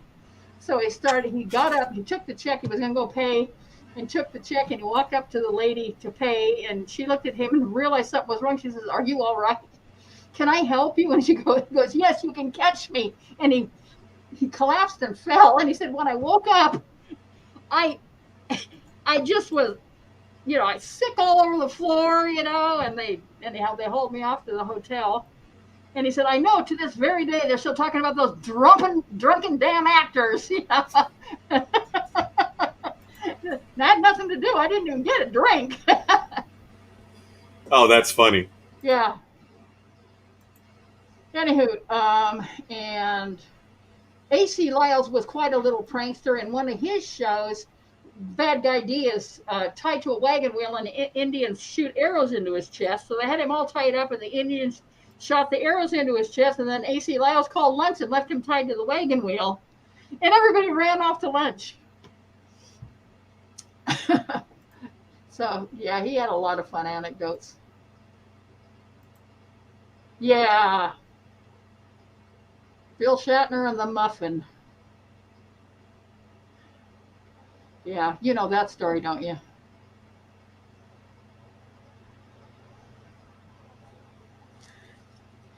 They were on the set of one of these movies, and they had these Thomas English muffins there on the food. There was like one left, and Dee went, "Oh, that smells so good." So we cut it in half, popped it in the toaster, and I guess Shatner had Dee's makeup man call him away. And Dee turns around, does something with makeup, comes back in, and goes to look at his toaster, and there's no muffin in the toaster, which he had just put in there. And he looked up and he says, Shatner has his face stuffed with my muffin. And I looked at him and I said, I'm going to get even with you. I don't know how or when, and neither do you, but I'm going to get even with you. And so Shatner thought that was the funniest thing in the world, and he used to open telling that story a lot. Well, when they did the Shrine Auditorium 25th anniversary, Dee knew Bill was going to open with that story, so he went out, and Dee got to go out first, so he went out and told the story. Really ticked Shatner off, because now he doesn't have a line. Shatner comes out, he said, if looks could kill, when I walked back and Shatner walked out, he said he was so mad. Well, Shatner comes out and he starts raking Dee over the coals about how old he is and how he forgets everything, and he's just a senile old man now, and I'm just saying all these silly things. I was getting really upset because I knew it wasn't true, and he was really, I was mad at Shatner. And Dee's backstage and he goes, oh my God. He said, he's crucifying me out there. He says, if I had a hook, and the stage manager said, Mr. Kelley, I have one. And he says, go get it. So the stage manager gets a hook, and he said, Dee said, I had to be really, really careful because they had this, this hook on the end of it, and I could have really hurt him. And he was looking in the other direction. So, but I went out there with this hook for a laugh to get him to pull him off stage. I said, Leonard, come with me. And Leonard says, not on your life. Not on your life. So Dee went out and tried to do that, and there was that little stick going on. So, yeah, that's what that muffin story was all about. That is so cool. I did not know that one. Oh.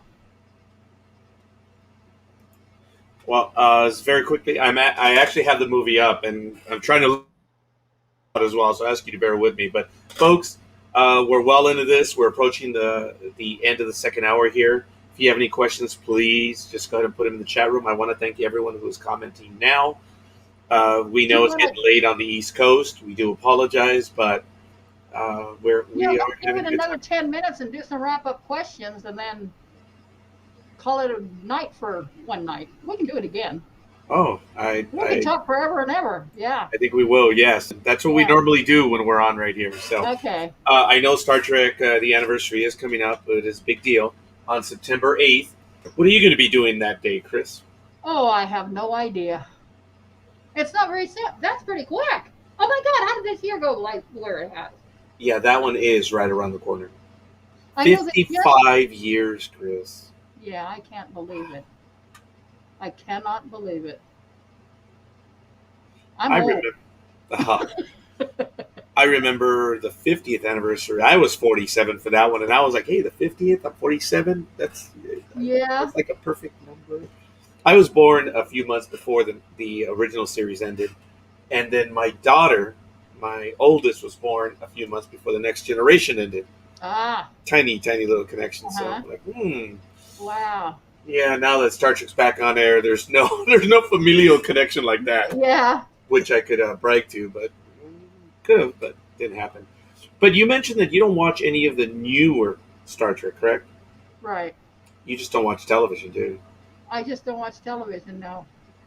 Um, No, when I'm not writing, I'm usually reading. Once in a while, I'll throw something from Amazon Prime on. I think I am going to watch some of the Star Treks now, though, that I've heard of. Yeah, Dee had a really good sense of humor. Absolutely, it was a real dry sense of humor, but it was fun. Yes, he did want to be a real doctor, but the funding for the schooling wasn't available. You know, he was a child of the Depression, and he worked for the Civilian Conservation Corps and stuff like that. He shoveled coal, you know, into locomotives and did stuff like that. So, yeah, his uncle was a doctor, and his uncle really wanted him to be a doctor too, but they just didn't have the money for it. But you know what? If he had become a real doctor, he wouldn't have inspired so many other doctors to become doctors. Not that many people would have known about him. And you know, I don't know if he could have handled it being as kind-hearted as he was, because man, doctors lose people, you know, and they're dealing with sick people all the time, and I'm just like, I don't know if he could do that, but maybe he could.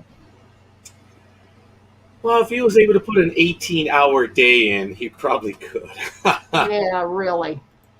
You know, people who have good hearts often, and I'm not saying that those, that the opposite is true, but Right. people with good hearts can be very strong. Yes, they can. Yes, they can. And Excellent. He would have been a good. He said, he would have been a good preacher if he had been religious in that way. He was very spiritual, and he was raised by, a Baptist preacher, but he just had the heart for hurting people, and he was just wonderful with them. What was Carolyn like? Carolyn was a really insecure person, strangely enough.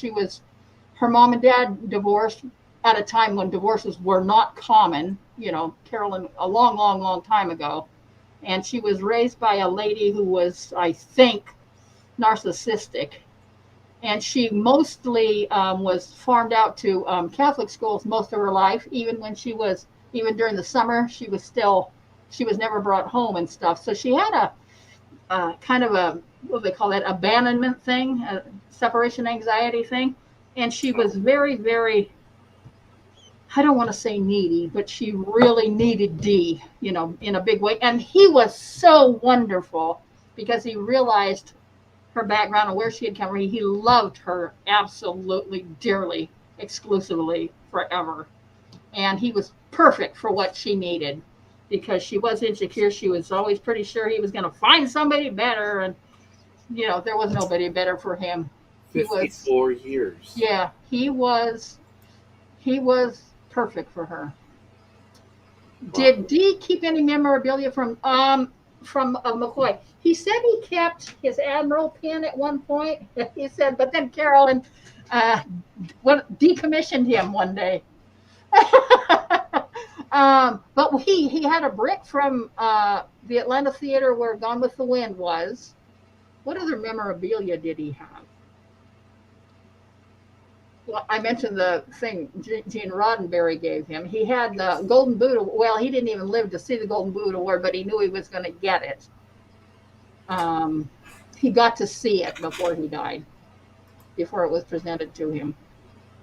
But no, the salt and pepper shaker things, I guess he kept for a little while. What they called his tools that look like salt and peppers. I guess he kept those for a while. The only memorabilia really that Dee had was the ring that his mother gave him. It was his mother's ring. Her brother had given it to him. He was in World War I. And was that the pinky ring that he always had? Yes. He had won it. His mother's brother had won it in a card game in France during World War I. And her husband, I guess, had put a diamond in it for her. And when she passed away, they asked what she wanted of hers, and he said, I just want that ring. And he put a star sapphire in it, and he wore it on his pinky ring. And when Dee went in to do the McCoy thing, Jim, remember you said, gee, we can't have any personal jewelry on this show. And he said, well, if you want me to take off the ring, you're going to take me off too. I'm not going to do it without this ring. He had it in the Western. He wore it in Warlock. From the minute he got it, he never took it off his finger. I know that it's clear in Star Trek VI, The Undiscovered Country. You can see it clearly when they've been arrested by the Klingons. Right. And they're pulling them out, you know, as they're bringing them out. Right. You can clearly see the pinky ring. And I think it was on, well, I don't remember the if it's left or right. Yeah. Yeah, left hand. Yeah. And Carl Urban wore a pinky ring. I mean, Carl Urban did, you know, he wore the medallion or one like it that Dee had when he first came back on the show after being recruited again, drafted again. He wore that. Carl Urban is always doing these touches that are a callback to Dee. There's actually quite a bit in Star Trek V. Yes. Yes. Playing games with life. Yeah. That's what he's taking a look at. Yes. Yep. Well, look, we are nearing the end of the second hour, and we haven't gone for a while. But look, it's obvious, Kris, they want you to return. I want you to return. Michael said he would be with us for 5 minutes. And he was on with us for an hour and a half, which is really good. I imagine you still have quite a few stories to tell. I have lots of stories. And the nice thing, if anybody's watching this can read the book and then they come back with more questions, if I haven't answered them all for you in the books, I oftentimes people will say, oh, that made me think to ask you this, that, and the other thing. So I never know what it's going to be.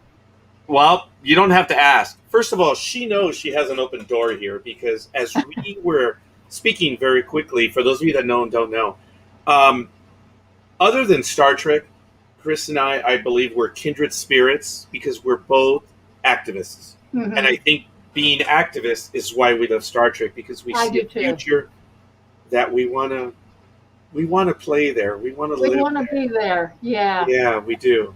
Beam me up. In a heartbeat. Yeah. Now, very quickly, someone asked this somewhere, and I think it was somewhere on Facebook. If you lived if you were on a ship in the 22nd or 23rd century, what would be your job? Kris, what would be your job in the future? I pretty much know what mine is. You know what yours is? Unfortunately, I do. I'm living it now. And it's not being on the program, but I'll tell you what it is in a moment. I guess I want to be either McCoy's nurse or I'd want to be in communications because I'm a writer. Oh, wow. Okay. Yeah. Based on the job that I have since I'm in civil service, very quickly, as I've told many people in the past, I help prep vehicles to get them out to the field, and I'm also the one that puts them out to pasture. So in the Next Generation, I believe it was in the 5th season, there was a quartermaster, Klim Dokachin, or Dokachin, they play with the accent. But I would be a quartermaster of a supply yard. That's what I would be. I do it now. I would do it then if I was so privileged. My brother, hola, Louis, he would be a Mako on Star Trek Enterprise. Yeah, that's one of the Marines, which the Scott Bakula series had. Right.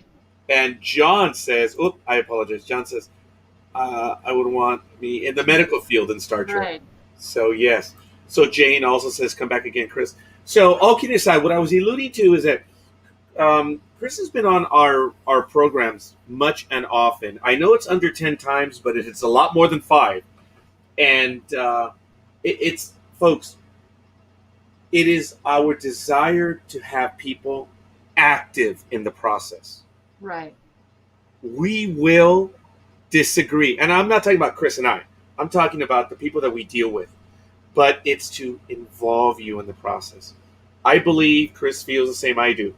If we're involved, and here's a little slight political slant. If we're involved, we win. Because we could keep all of them under control. If but that might be a little, but if we were all involved, we would win.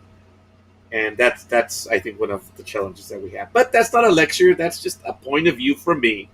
It may not be correct, but we do believe in helping out, and I think that's what we have in common.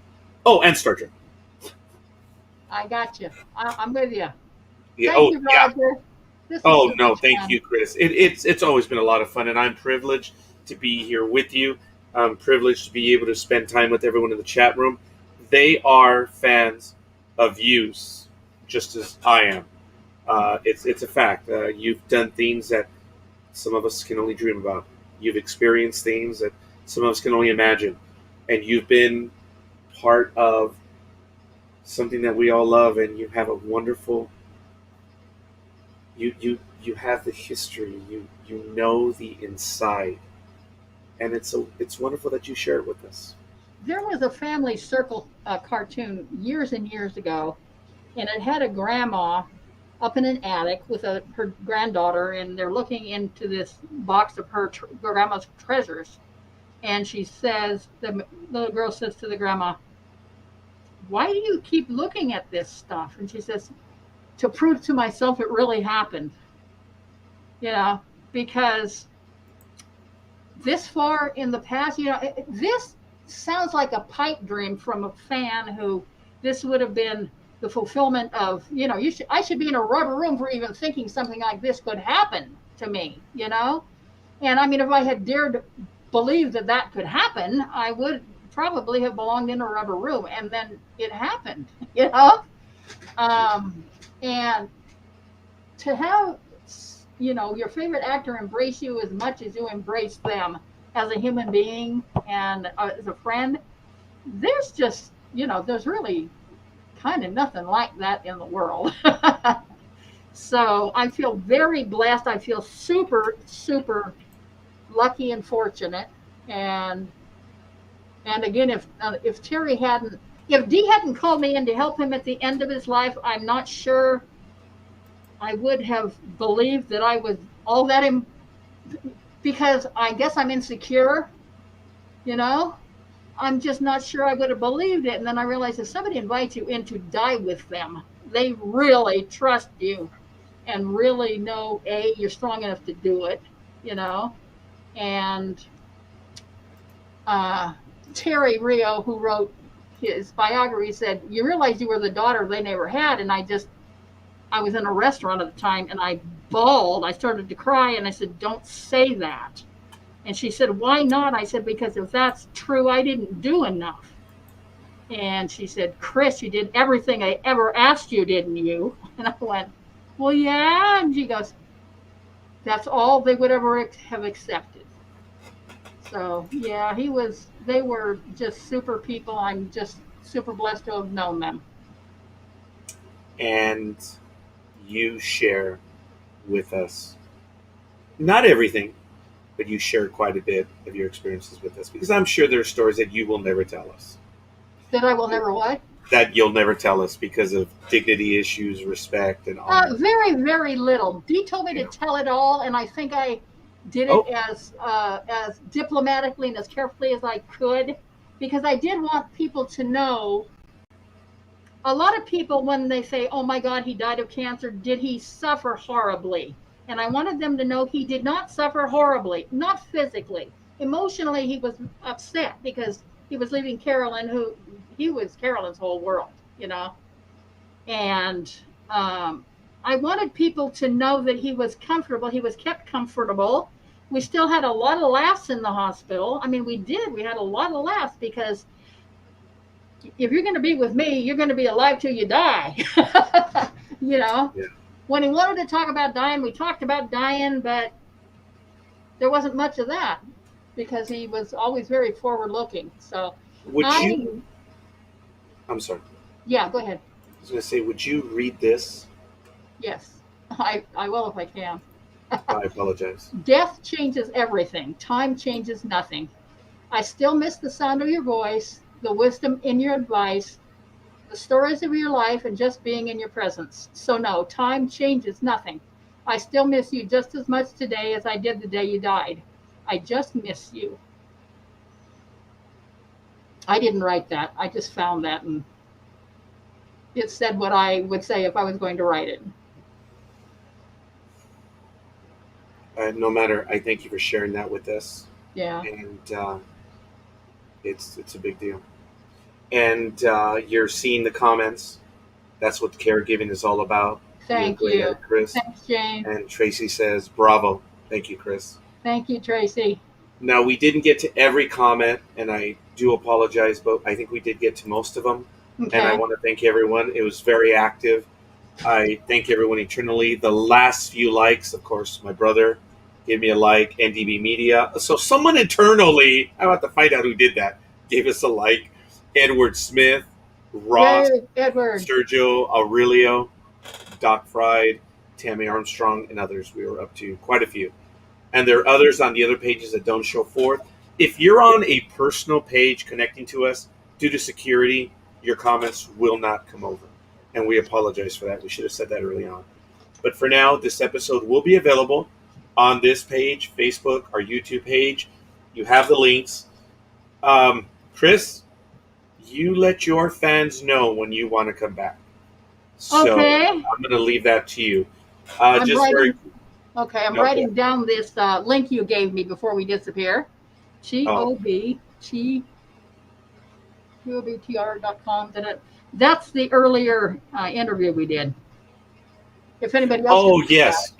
Yeah, the BO. Can the other Blog people Talk see Radio that if they want to see the other interview? Or They listen to did it? earlier. Let me go Okay. back to it.